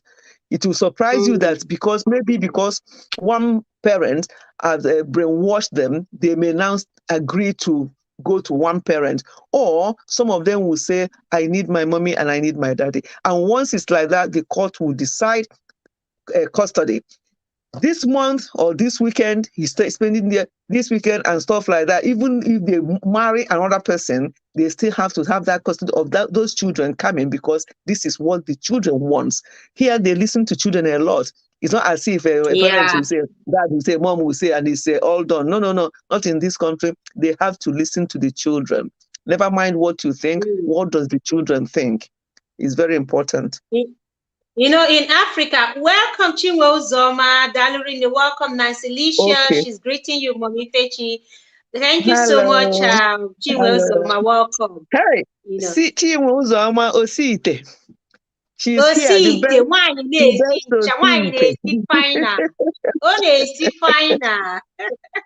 have missed your upload. I don't know if you posted last week. I didn't see anything last week. She makes it so simple. She makes cooking so simple. Anyway, let us not divert, but Chinwe, you're welcome to the house. So Pride is saying that yes, kitchen is in Africa. She said she's asking because I'm experiencing it around me. Someone close to me has almost ruined her children's life at the expense of her new marriage. You see, when it comes to that, the children should be the person's priority. In as much as it's very hard, you want to still be, enjoying the physical things that we enjoy as human beings. But hey, when the children are involved there and the children are young, they have to be number one. You have to deny yourself for those children because they did not ask you to bring them to the world. They did not cause, no matter what is going on, the children it's not their problem because you delivered them. You just brought them into the world and they saw what was going on. It's nothing to do with them. So if the children are going to be affected, I would say that woman, the children should be her priority. That's what I think. That's why back in Africa, our mothers chose to. They made that sacrifice for the children. Because if you leave the men, we know men don't. Some of them can make this kind of sacrifice. And any woman whose children are still very young, and she's getting into this, somehow the children, if that man is not a good man, the children are deeply affected. Like I was telling you, these children are still very young. We are young, the ones that were deleted by the man out of jealousy. Deleted by the man, children that were not his, they were just in his custody for him to look after, and he decided, to just delete them because he's having issues with the man. So this is a serious problem. Divorce is usually very dirty back home. It's a big deal. It's dirty back home because you don't have the court to help him. Yeah, people think it's just so easy. Oh, if you're not working, I'll divorce you. Oh, yeah, I'm not. They just be singing it as a song. But when it comes to the nitty-gritty of it all, especially here in diaspora, maybe it may work out easy back home because the man and his family will come and take the children, whether they can look after them or not. But here it's a big deal. It's not something you just do. They don't even grant it within few months or even years. Sometimes I've seen divorce here that go on for about 3 years before everything is finalized. So it's not just as simple as taking your briefcase and divorce you now. Let's sell the house. You take 50%, I'll take 50%. No, they usually 9 out of 10 times, 9.5 out of 10 times, they will grant the woman the biggest share of the property. She may not even know when you bought the property, but it doesn't matter. That's how it is. Because of the children. Because of the children involved. Yeah, that's the And there thing. are some men So, who will equally abandon the children with the women, no support. Like back home, divorce back home, oh God have mercy. Women are really trying. They are going through a lot mm, back home. You know, mm, they are the ones to look after the children, look after their emotional well-being, look after everything. The yeah, man will just move on with his life and remarry, not caring how these children are faring. They yeah, don't care how these children are surviving. They don't care about the emotional well-being of these children. They just abandon the mm, children with the woman and move on with their lives, remarry. And then the woman is tied down to look after the children alone and also herself. All her emotional needs are being sidelined. She can't think about getting. How many men back home will even marry a woman with 2, 3, or even 4 children? How many men back home will mm, come and say, this woman is single with children. I want to marry her with the children. How many? Those who even want to will ask the woman to return the children to their father before he will marry her. I've mm. seen a case like that. The woman really wanted to, they've been in love, but it got to a point where the man now said he cannot shoulder the responsibility of another man. So for that marriage to work out, the woman has to return the children to their father. Mm. It's a case, and Yeah, they're still in it. She desperately yeah, wants this yeah. marriage. She wanted this man, but because That's it. of the children, Yeah, so well, she's turning mm, between the children and moving on with her life. yeah, Mhm. yeah. Thank you so much. It's Welcome. it's so sad. Nancy Alicia say I hate divorce. Yeah, divorce is not good. Honestly, when people say divorce, it's only when they start the process and they see what is involved and they see the emotional trauma and the physical trauma of it all. It's not The good. stress. However, there are situations where it cannot be avoided, especially when life, your health and welfare and your life is involved. Definitely, and you've tried whatever you can to, sustain that marriage, and it's not working out, then it becomes inevitable. But not trying at all is not an option. And the examples we gave before, simple things as you're not doing this, you're not doing that, you're keeping that spoon there. I normally keep it there. You're not flushing the toilet every You are time you use it, pressing and the all the rest of toothpaste from the middle instead of from it. the bottom. You are From the pressing bottom, it. exactly. Yeah, things like that, is nothing. But when it comes to serious things, yeah, it can be. But even those serious things, as I said, most of the time, what causes it from some of the people I've spoken to, is that they overlook certain things from the beginning. They did not address it. They think that it doesn't Mm, matter. Anything you see from the very beginning, important thing yes, you're it's very pointing out here, important. Obi. Yeah, don't think that it doesn't matter. It matters. Address it so that everybody will know where they are in that marriage and know what you like and what you don't like. Communicate it. When you communicate and you keep talking about the same thing, for you to now start falling in and out a middle of love, it becomes a bit difficult. And also, how did you meet? When you met, was the person the type of person? Because when you are courting somebody and they, during courtship, they hit you or they did say something that is even worse than hitting somebody, you now start knowing the type of person this person is. And if it keeps happening, and then you think, there's one recently, he said, yeah, he was doing that, but I thought that it was because we are just courting, that when we marry, it will change. I'm like, I don't even know what to call you now. What do you mean that you think the person will change? They were doing all this during courtship. During courtship, when people are falling over hills with love, and that person was doing that and being so nasty to you, and you still went ahead. Why? Is it because there's no other man there? What kind of love is that one? Love cannot be one-sided. It They can be will just you. endure all the abuse, Yeah. all the humiliation from when the Mhm. courtship is still very tender. That is the time a woman is supposed to even take a walk, or a man. You overlook all those things, Yeah. and then when you now marry, those things become a big issue. Yeah. Right, teacher said that All is these why for me I issues. point out everything, because Yeah. the least point is important for me. Thank you. Being a carer with us, I appreciate you, Queen. Welcome, gorgeous. Please, guys, as I come in, kindly smash the like, okay? And your contribution, in case you want to jump on the stream, jump on it and share, because This thing, directly or indirectly, it affects us. It affects everyone. It may be a family member. It could be a friend. It could be a relative, somebody close to you. And then we just have to also look out at those children. Sometimes you see some children behaving abnormally. Look closely. They might be dealing with something as serious as divorce, of which the parents are overlooking. They say they just think they are moving on with their lives. Divorce is, you ask your children, you Onyeki Geso, I will follow mommy. You, who will you follow? I will follow daddy. Then you now divide them. Children have been divided that way. Yeah, it's not fair. It's not fair for the children to be put in that situation where they have to choose who to follow. It's not fair on them. Let us just be sincere. And I still believe that if we don't shove things under the carpet, and we are not so busy with our careers and everything initially, because all these things, once they are handled initially, I always use myself as an example. I know in all those things that we are causing problem for us initially, now it's like nothing because we have dealt with them.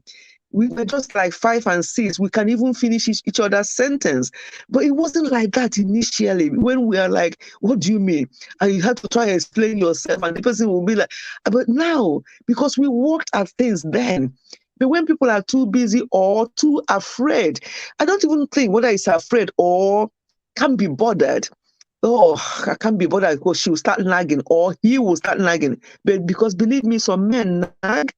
There's this particular man, oh my God, he will talk from morning till night. And I'm like, you're supposed to be a man. What is all this? He will talk and the wife is the one that will be looking at him.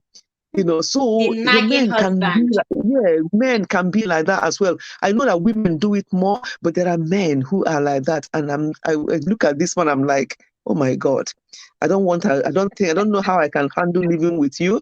But we'll just have to, whatever God give us, we have to work at it. But not doing anything is not an option, and not talking about it is not an option. We must talk about it. Whether your spouse feels offended because you are flagging things up, let them feel offended in that beginning. But later on, you will thank each other that you were outspoken initially, that you communicated Let them feel offended from the beginning. It is better you fight and settle it than eventually that thing begins to rear its ugly head like this, and you're looking at it as a monster coming to devour your marriage. It has been there. You have been feeding those little rats. You've been feeding them, but eventually one day you'll be surprised to see giants, monsters staring at you, and you're wondering, where did they come out from?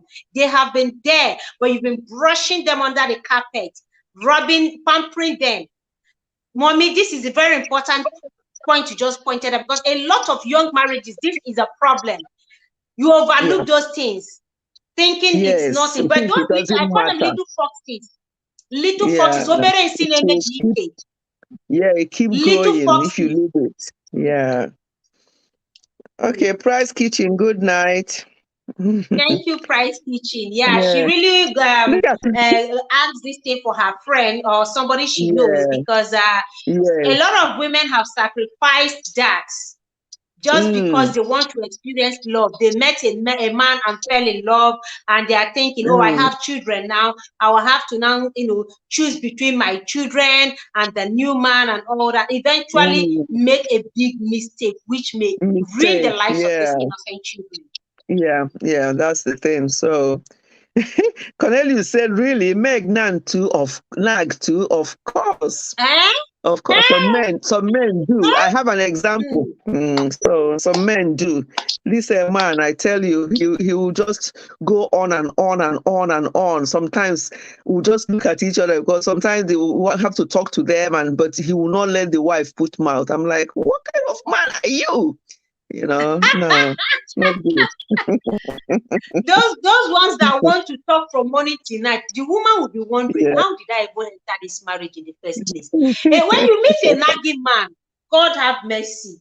It's worse. It's worse than honestly, it's worse than the nagging wife. When there's a nagging man, it just goes on and on. Yeah. But may God help us. May God help us to work on our marriages and not always threatening each other with divorce, because divorce yes, it can be inevitable, but it can be avoidable if both parties are prepared to work, work Yeah. at it and make it work.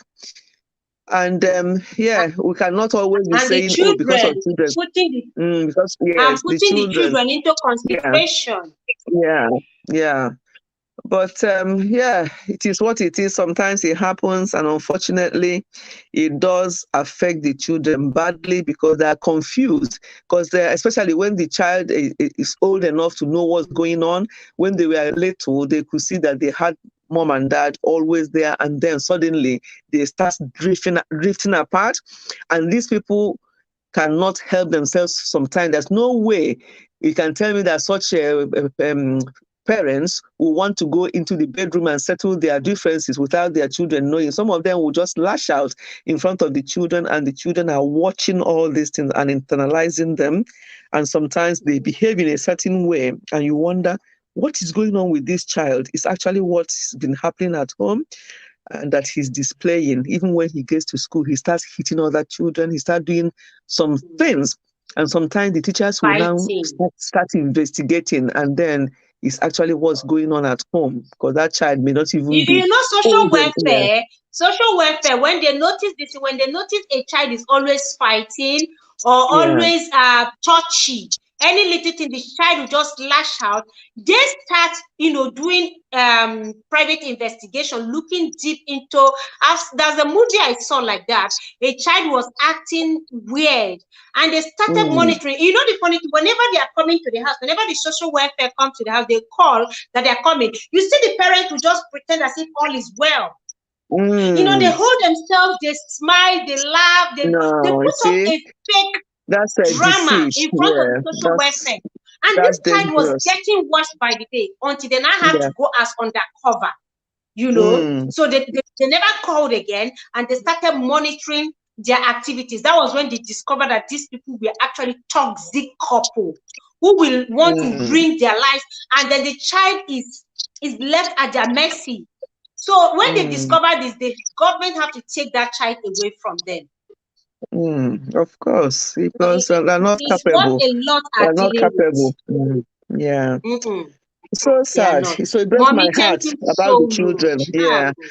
It's almost my bedtime, so I'm going to go down. But one last word for us all here, those who are here who are already married, or you may know somebody or some people, or even member of your family who is maybe having problem in the marriage. When we're talking about divorce today, but we can also talk about things that we can do. Let us go extra miles. If you know people who are having issues, or you are having issue yourself, and it's just something that you think you can't handle anymore. I can't stand him or her anymore. People will just say that to each other. I can't stand you anymore. Do you know what? I just hate it when I see you. People just use that kind of horrible words to each other. When it start coming to that, please let us talk more. And if there's somebody you confide in, if it gets out of hand, confide in somebody and share it with somebody and see there's any way that marriage can be helped, because divorce is not the best option. It's not easy. People are not happy. Most people who are divorced are not happy. They may pretend to be. That's why they will go into the Yes. next marriage. They will go into the next marriage. I know one. This man is now in his third marriage. So whatever happened Ah, with the first one happened with the third one. Sorry, second one, and now he's on the third now one. the third And that one. third one is a bit shaky at the moment. So you will now be wondering, well, is that those women who are the problem, or is that you? Is it you that is the problem? So we have to work at things. There's no point jumping out from one to go to the other, because what you jumped out from in the other one, you are going to still meet in the other one. We are all human beings, Yeah. and what the other person was doing better, the next person might be doing it wrong, and then so that's always going to be something. So the best thing is to be patient and work at things instead of being in a hurry to just go and get into the next one, because that's the next one you're going into. You don't know what is there. They don't know. Something will unfold there, and you're like, hey, the first one is better. Oh, what did I It's do? even better. Ask your So dinner nke ka mma. I don't know exactly, how to put this exactly. adage in English. Mommy Yeah. T, greetings, Mm. welcome, the newest mommy in town, mommy baby. Congratulations once again. Well, Yes, is it, mommy? Can you translate? Can you interpret this adage? which one? Oh, Ogoni no as ordinary no ogoni no ordinary but maro nke ka mma.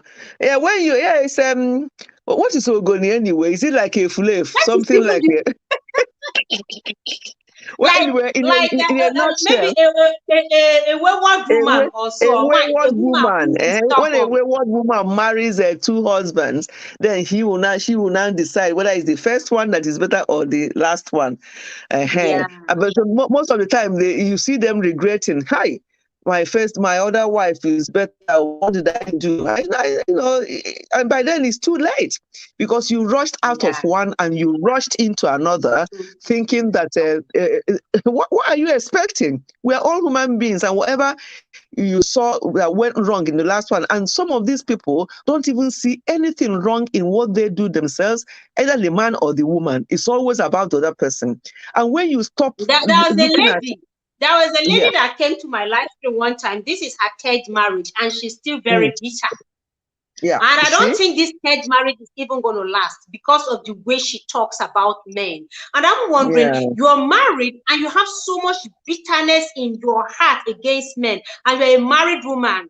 And then she's saying, yes, that men are the problem. Men are they are very self-centered and selfish and all that. The first husband, the second, the third, all the same, all the same. And I'm looking, this is a broken woman. And until yeah, she takes time to heal, she may keep going on and on like this. yeah. It's I mean, some people can be, well, I call it luck or lucky. When they finish from one, they'll go to the next one and they'll be happy. But those people need to are people who actually took their time. But those that jump from one, and maybe there's one they are already eyeing when they're having that issue with their husband or their wife. There's somebody else that they have in mind that they're eyeing. They think that they want to go. Once you go, that person that you are coming to knew that you came from another relationship, and they will not want to treat you like rubbish, and want to, because they know that maybe whatever the other one You're did, desperate.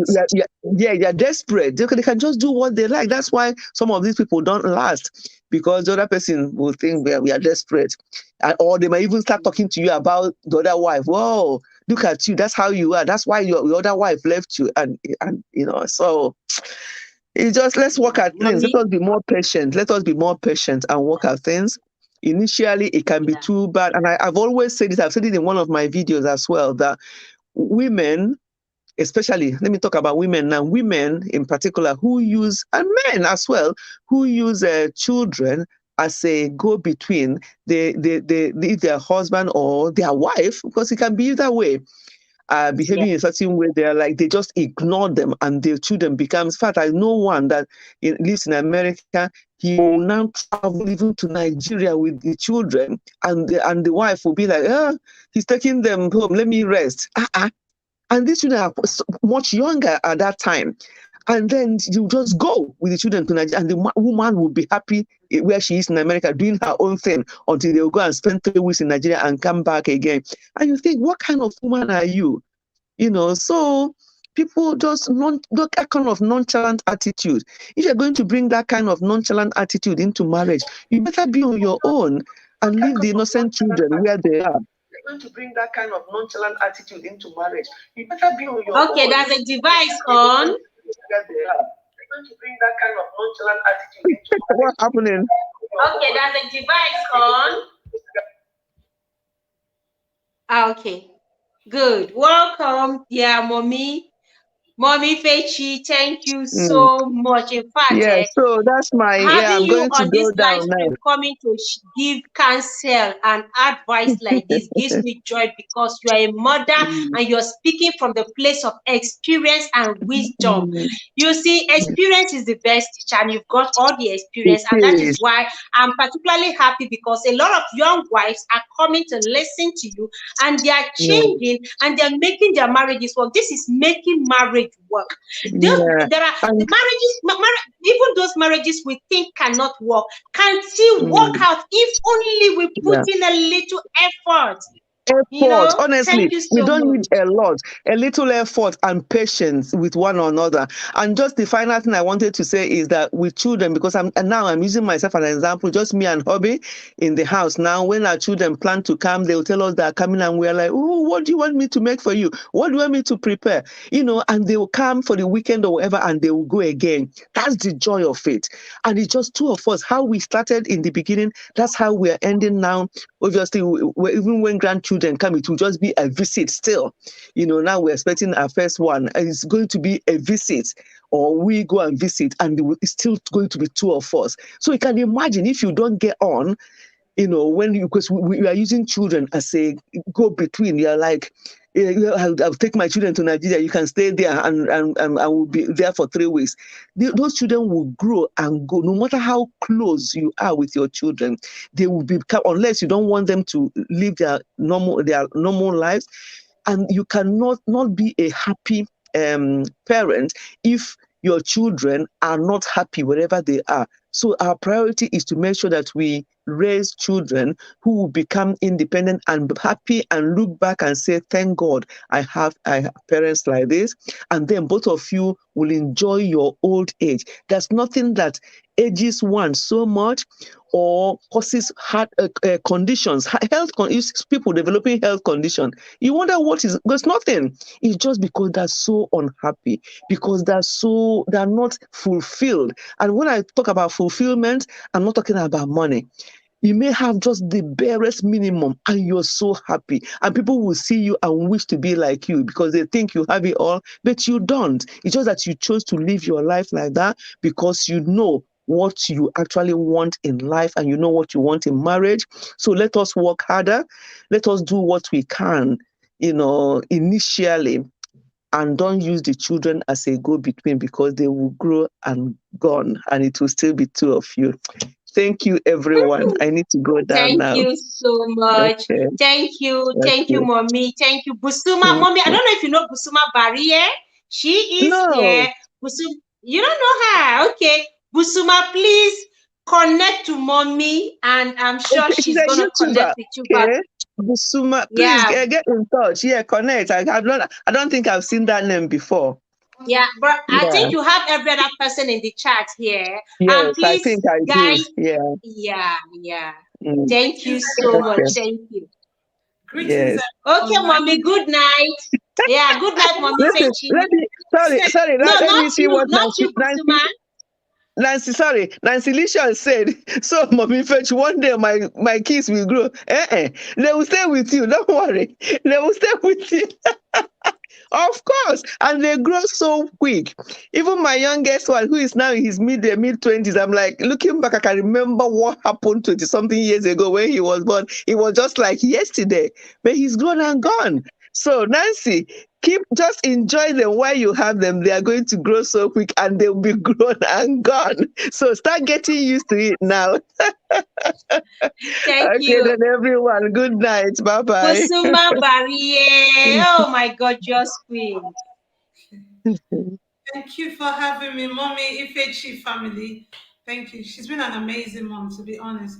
I've literally been following you a lot. Like every night when I get to do my shows at night, I always leave your platform onto that.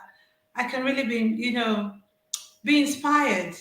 If you get what I Oh, dear, mean. I didn't know that. Thank Yeah. you. I From think the from last video of you I watched was when you released the song. That was the last video of you. I don't know if you've released any other video, but I have your notification bell on, and the last video I saw was that beautiful, amazing. Oh God. Thank you for coming. I really appreciate you. Welcome, Juba. Thank you so much.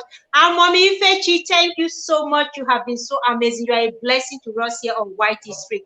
Thank you so much. Busuma, so this is you, Queen. Thank you so much. Spice it up. You're really amazing.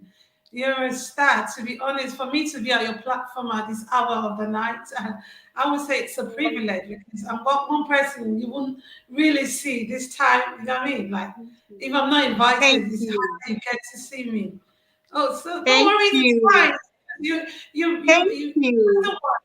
you're making changes to a beautiful platform like this, and to be honest, I appreciate that. I appreciate that. Big ups to you. I Thank give you all. you. You I know, feel honored. Thank you. I'm like, if I don't come up on this platform to say something, that means it's not complete. In the sense that I would say I'm a single mom of 4.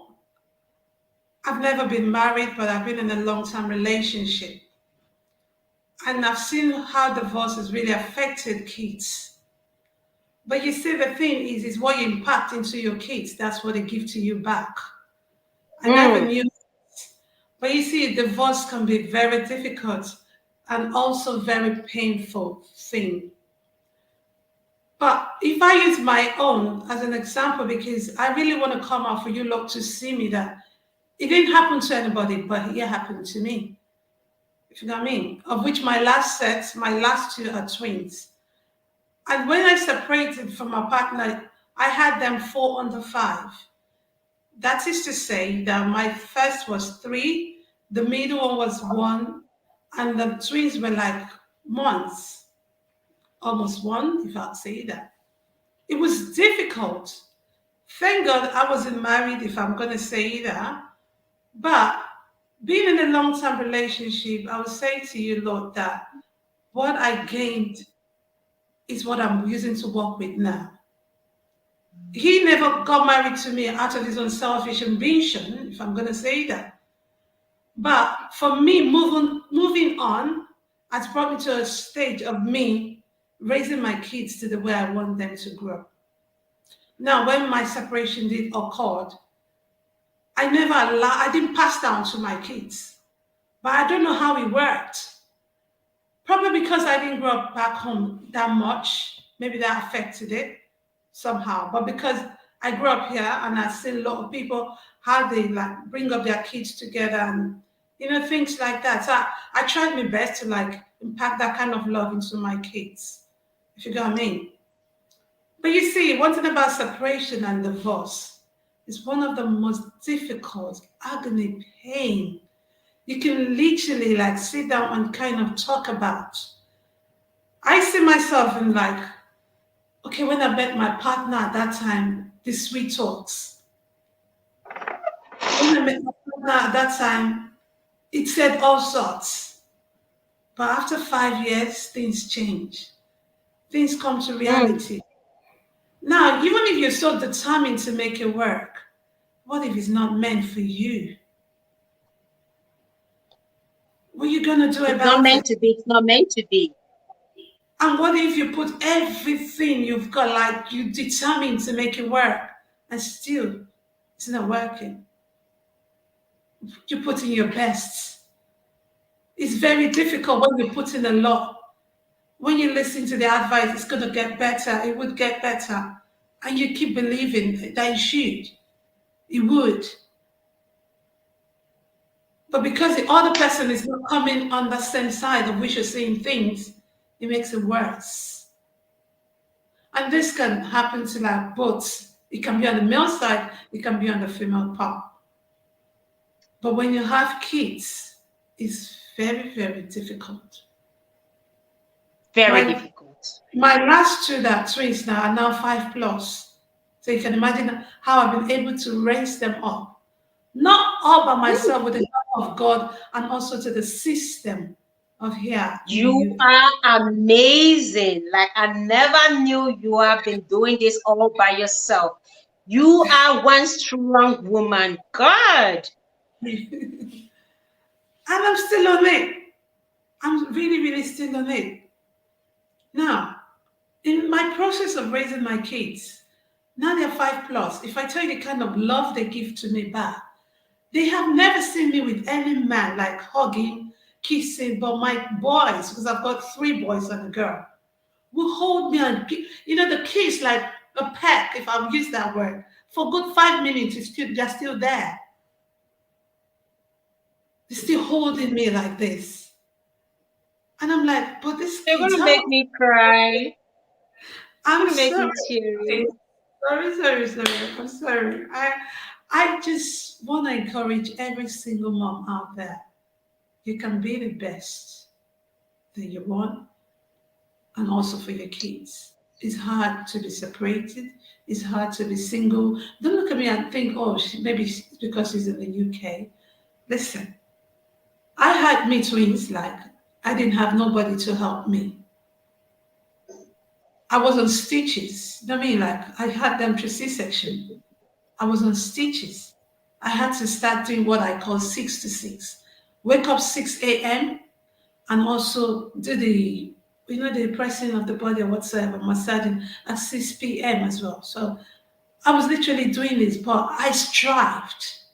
When you see me on different platforms, rejoicing, smiling, this thing, every smile has got its stories. Every smile has got its story. It's the same way when you look at your partner or your husband, when you look, that smile that comes up, there's a story behind it. There is a story. I was able to release a single that the other day. Nobody helped me, but I pushed. With kids, doing everything all by myself, it's hard. Divorce is not funny. And we all should understand that it's something we should sit down and think twice before we just go into it. I've seen men cry. I've seen women cry. If you don't know, I'm a student counselor. Casework every day is not easy. Sometimes I go to my daily activities, and when I come back with tears. My towels will be so soaked and damp to get it. And that's because I could relate.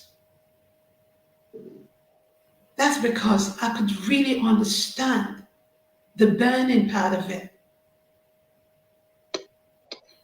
So whatever it is, even if you're separated, create time to love your kids the most.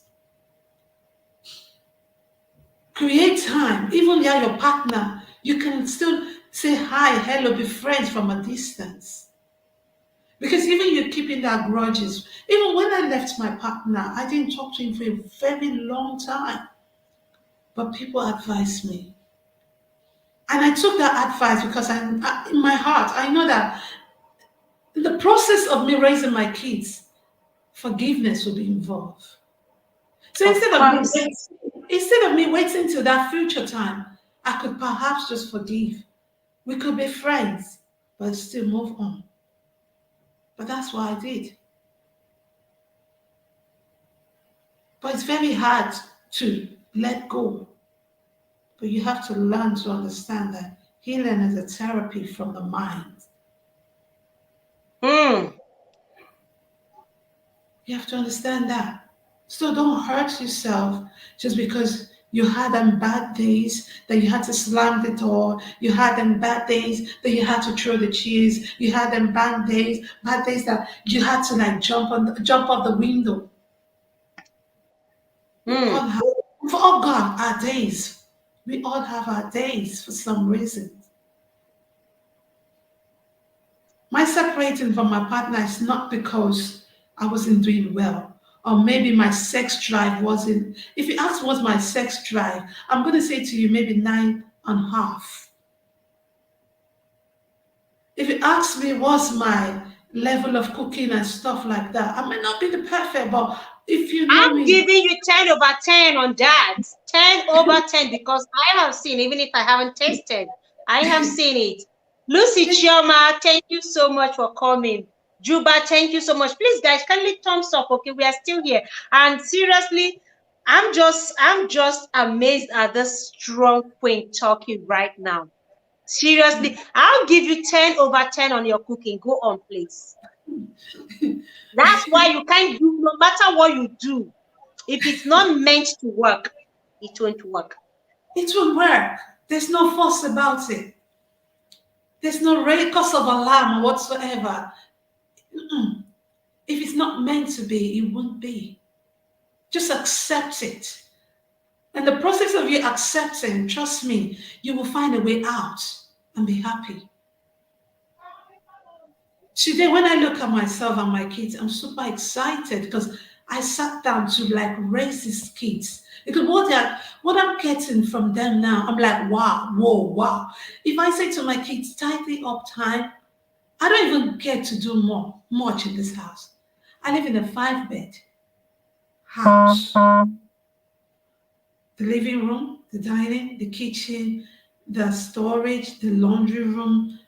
This is my office, my room, the girls' room, the boys' room. So it's hard. What? It's hard doing all this cleaning alone in this house. It's hard. But because they've always watched me clean, do things, when I say to them, tidy up, okay, you, the boy and the other one, do the living room, the other one, the dining, then I'll sort the kitchen, I'll sort the store, I'll sort out the laundry room. Downstairs is done. The one will come upstairs. The boys tidy their room, the girl tidy her room, I tidy my room, I tidy my office here, and then the toilet, the bathroom. So these are Whoa. things. Yeah. So it's what you impact into your kids at that stage of pain. That is what they will carry along, they take along. Adaptation is honor, if people don't know.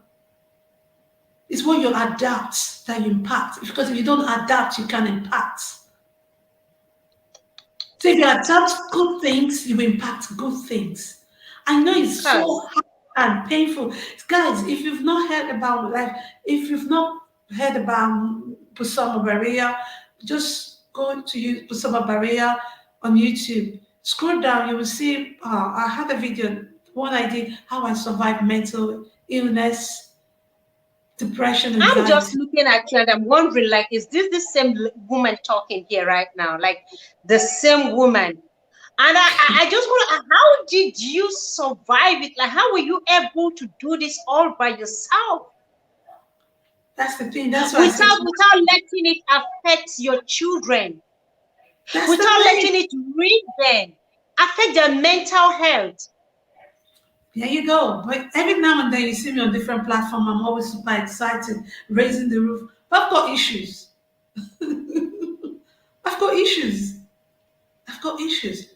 So the thing is, yes, separation, yes, divorce, yes, kids, but that painful time, have that time to love your kids.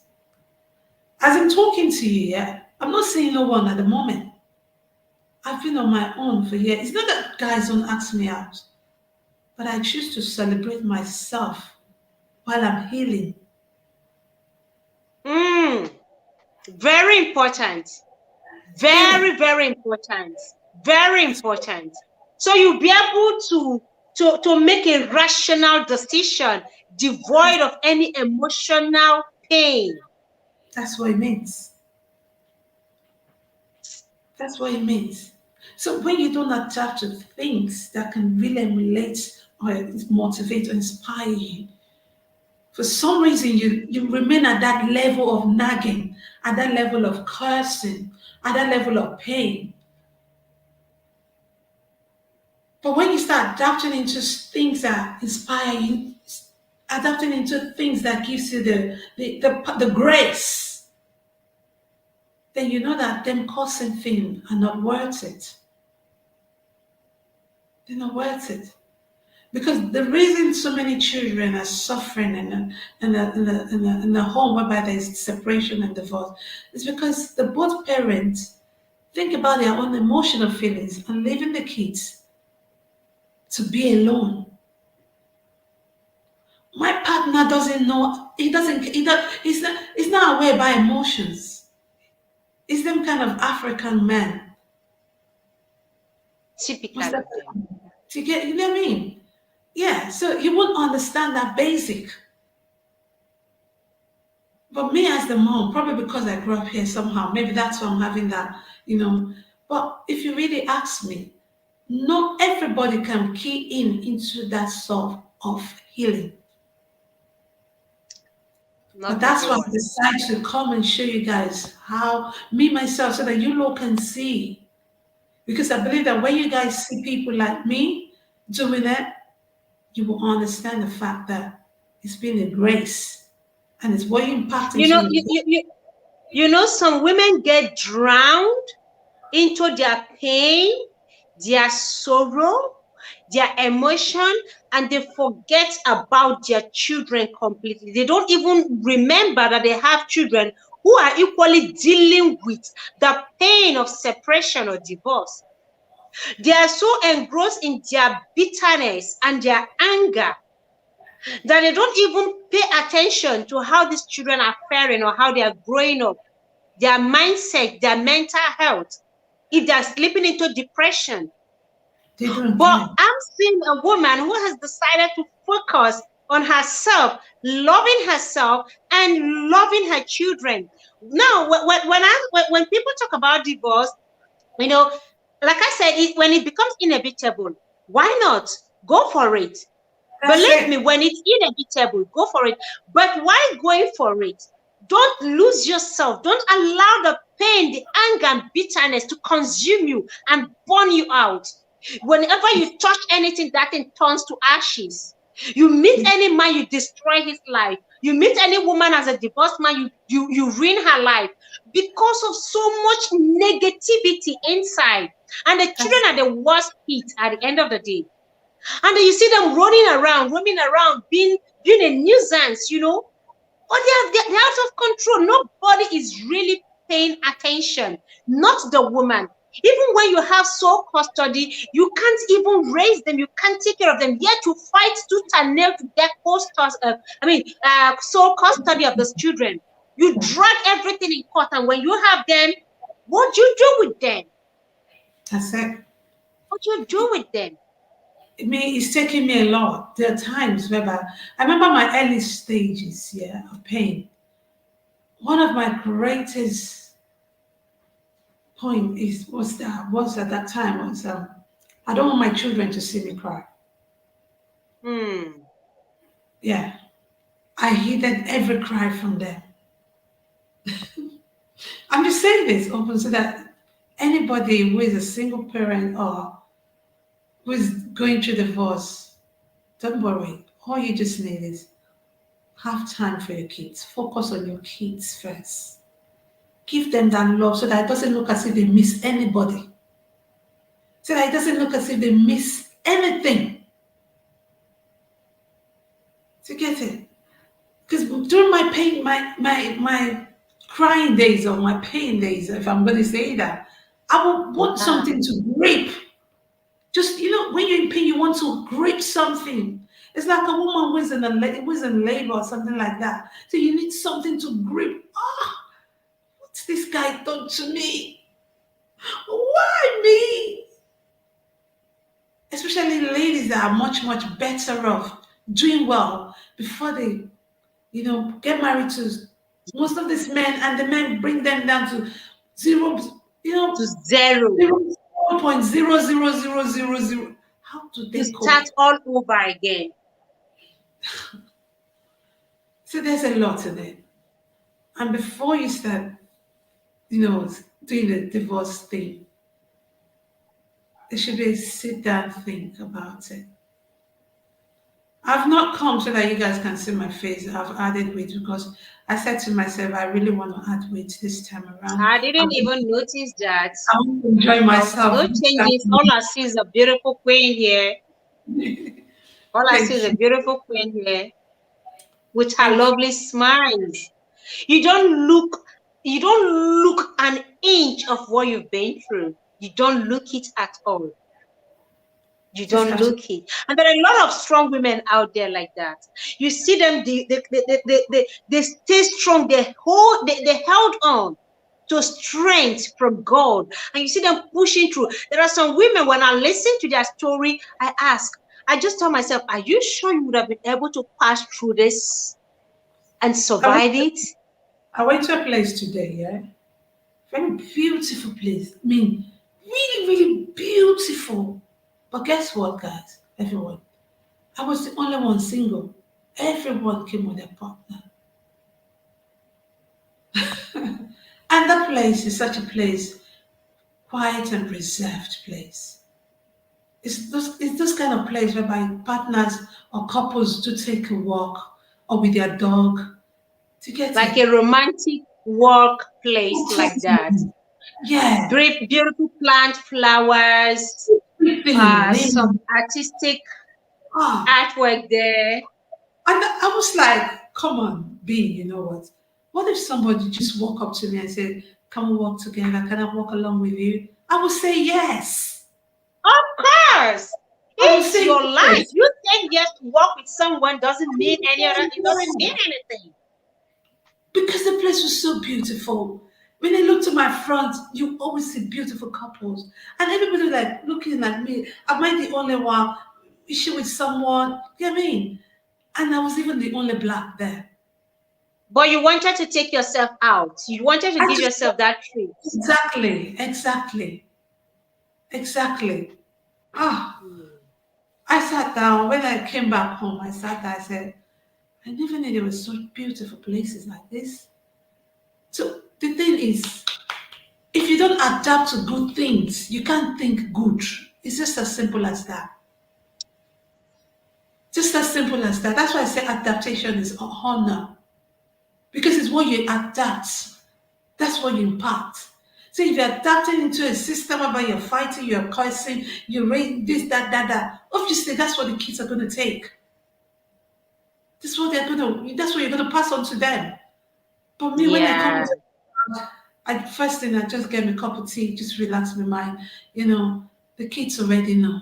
And there's a calm spirit, everything. But don't cry. Because you've let those negative energies and the past, you've let them out. They are no longer inside. Yeah. All that is left within is nothing but love, peace, and tranquility. So that is the only thing that can ooze out of you. Love, peace, joy. That's it. That's why whenever you see me, I'm always filled with joy, peace. It's not that I haven't got issues, I've got issues. I know. Now I know where those smiles are coming from. That's why I said every smile has got a story. Every smile has got a story. You know, I've watched your programs, even the other one about the interracial one, the yesterday one. I was supposed to come up there yesterday, but I was so knackered. I didn't know you've been watching me. I didn't know. The thing about me is you won't get to see me like, but for some reasons, I know what's going on. Yeah. But that's why I said you're doing great. For me, did you see the message I wrote to you the other time? The comments I dropped the other day. Yes. The language barrier and stuff. It's one of the hardest. It's one of the hardest things I would say to people, to couples. You know, I'm from the Oshimili North local government of Delta State. I think that was yesterday. That was on yesterday's live show. Was it yesterday? No, day before yesterday. No, 4 days ago, I think. Yeah, I'll check it. I think that was 4 days ago when I talked about language barrier, when you don't understand the language from your. Yeah. Because my partner was from a different culture background. I don't speak their language, nothing. And my own language, I'll say I'm learning. I'm not really fluent, but I'm trying. And because I didn't really have family, but he's got family, so it was easy for his family to, you know. My parents always say something one day as to us when we're kids. You speak Igbo, right? So you understand this. Mbosi wenne oyana. Mbosi wenne oyana. Okay, Mbosi wenne oyana. No, that's Mbosi wenne oyi. Oyi, that's friend. Oyana. Are you from Delta? Are you from Delta? Yeah, I'm from Oshimili North. Okay. Yeah, I'm from the Oshimili North side. So Oshimili North, yeah. So Mbosi wenne oyi oyana. Okay. Say it in English. Can you interpret it in English? I'm gonna try. Not literally, but like what it means. What it means is that when you have a very good friend, always have it at the back of your mind that whenever anything happens, you still run back to your family and your friend will become. Oh, absolutely. Now I get it. Yes, that's Mbosi Wenne Oyana. Yeah, So I I always get have it. that at the back of my mind every time. I'm a kind of person, I don't keep friends. I don't have friends. Because I grew up all alone, and growing up all alone helped me build my kind of lifestyle. Yeah, I can say hello, hi to everyone, but there's not really a particular person you would say is B's friend, is Abigail's friend. That I don't have it. So I learned to like grow up by myself and create my setting the way I want it. But everything still boils down to is what you adapt it into, is what you take. Most people, their divorce was the best thing that ever happened to them. Thank Yeah. you. Most people being Thank separated you. from their partner was the best thing that ever happened to them. So anything that Mm. has got good also has got bad. But it's how you want to gather up everything, heal, impact into your kids, and learn from there, move on. Like I said, one thing at that time is I never allow my children to see me cry. I Was hated it true. all through. Very strong to have been able to do that. You are very strong. Very So strong woman. it's the grace of God. I'm not taking all the glory. I give all the glory to God because, to be honest with you, I couldn't have been able to do this all by myself. You know what I mean? But Mm. uh, me being out on your platform, it's a privilege, and keep doing what you're doing. Keep Thank doing what you. It's really a privilege and honor to have you here today. Honestly, you crown this all, and I don't know what to say because I am looking at you with a different eyes right now because I'm only saying I know you're a beautiful woman. I know you're a God-fearing woman. I know you're an amazing cook. I know you're an amazing mom. But I didn't know you are this strong. I didn't know that. So I'm seeing a queen and more right now in you. Thank you so much. Thank you. I'm just seeing the crown. It's glittering more. It's shining brighter right now. Looking at you, listening to you right now. And Amen. believe me, whoever is watching this right now, you are stronger than you think you are. All you Awesome. need is to give yourself that opportunity to show your strength. Find that strength within you. One thing that destroys women more is allowing the anger, the bitterness to overcloud them, to overtake them. It overflows them. So they lose sight of their strength. They lose sight. They forget who they are. They get lost. All they want is revenge. How do I get my revenge? How do I make him pay? How do I deal with him? How do I make it? I need to make him feel the pain that I'm feeling right now. And until they do that, they don't find rest. They don't find peace. But that's when they So lose it if the you most. let that go, and then you look at the precious gifts God has given to you, and then you look at them, you draw strength from them. You look at them, you appreciate God, knowing that you cannot create these bundles of joy that God has given to you. God has blessed you. Yes, it's coming from a place of pain, but like it's like a gold. When you see gold, it doesn't come out this pure. It came from something dirty and older, but when it has been purified by fire, it comes out shiny and more vulnerable. So you look at these children and you say, these are precious gifts that came from this, and I'm going to treasure them. I'm not going to allow my anger consume them, my bitterness to drown them, to ruin their lives. So divorce, it's okay, but don't also let it ruin you. A lot of women are going around so bitter. complaining. They've lost themselves. Bitter, looking for who to pay back, who's gonna feel the pain, who's gonna have a taste of what I'm feeling right now. You shouldn't.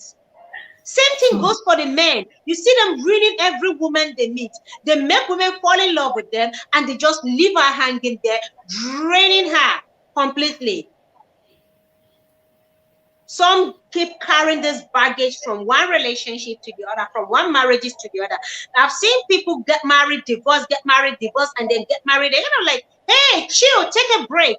You need to love yourself first before you be able to love another.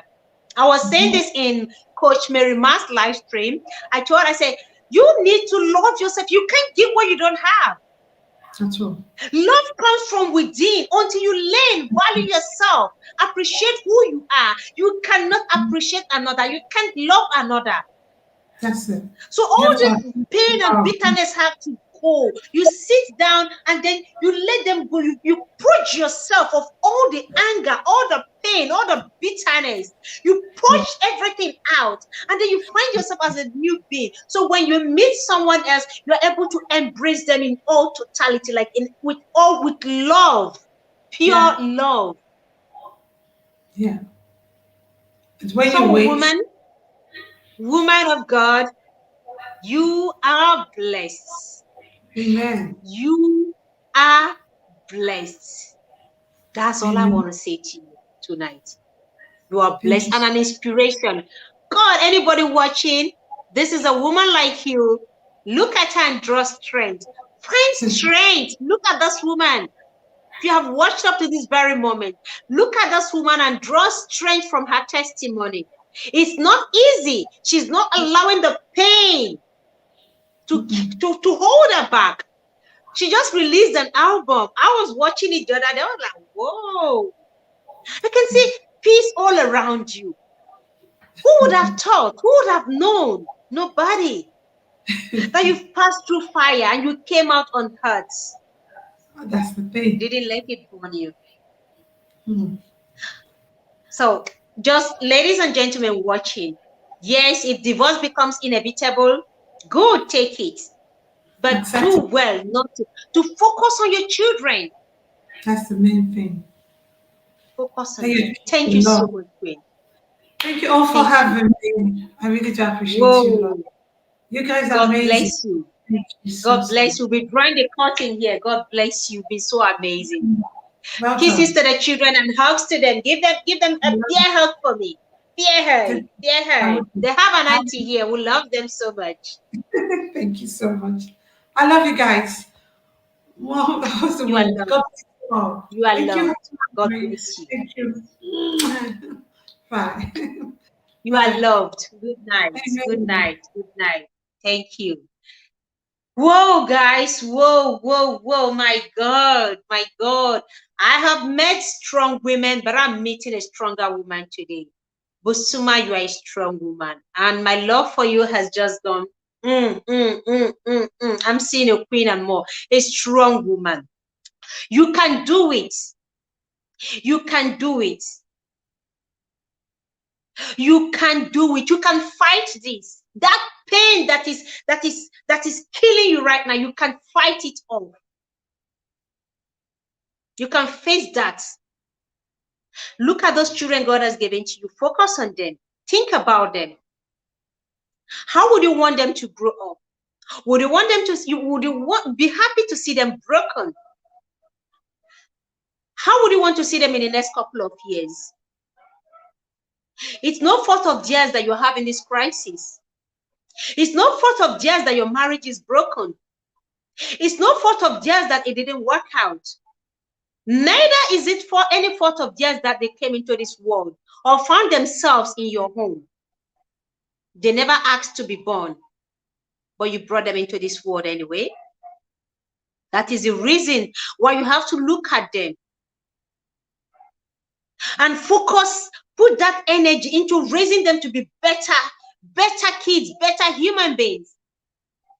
So long as they didn't beg you to bring them into this world, and it is no fault of theirs that you're parting ways with the love of your life, don't allow your anger consume you and blind you from looking, taking care of them, giving them all the attention needed. Do not allow your teenage girl get pregnant, run around with boys because she's looking for who to love her. Whereas you as the mother, you as the father, you're there to give them the love.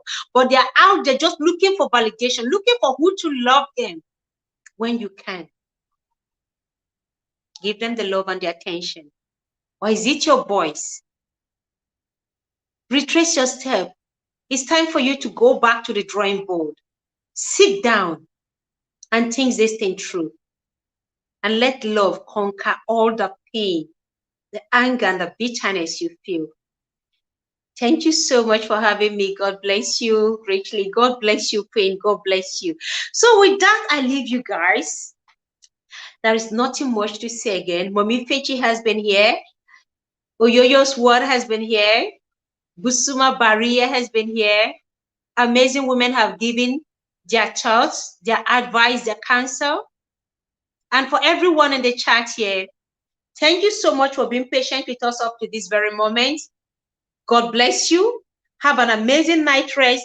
And I say, let love lead. Do not allow the anger, the bitterness, and the pain to overshadow your sense of reasoning. Always remember that these children comes first. Love yourself, heal, get over the pain, and move on. And if life gives you another opportunity to find love, if love finds you again, embrace it without pain, without those baggages. And if it doesn't, you can love yourself. Your self-love is more than enough. Just move on and love yourself over and over. For you are worth more. You deserve all the love. You are amazing. You are blessed. Good night, everyone, and God bless you. We'll meet tomorrow, same time, here on Love Nightly Spice. Good night, everyone. So, thank you so much, guys.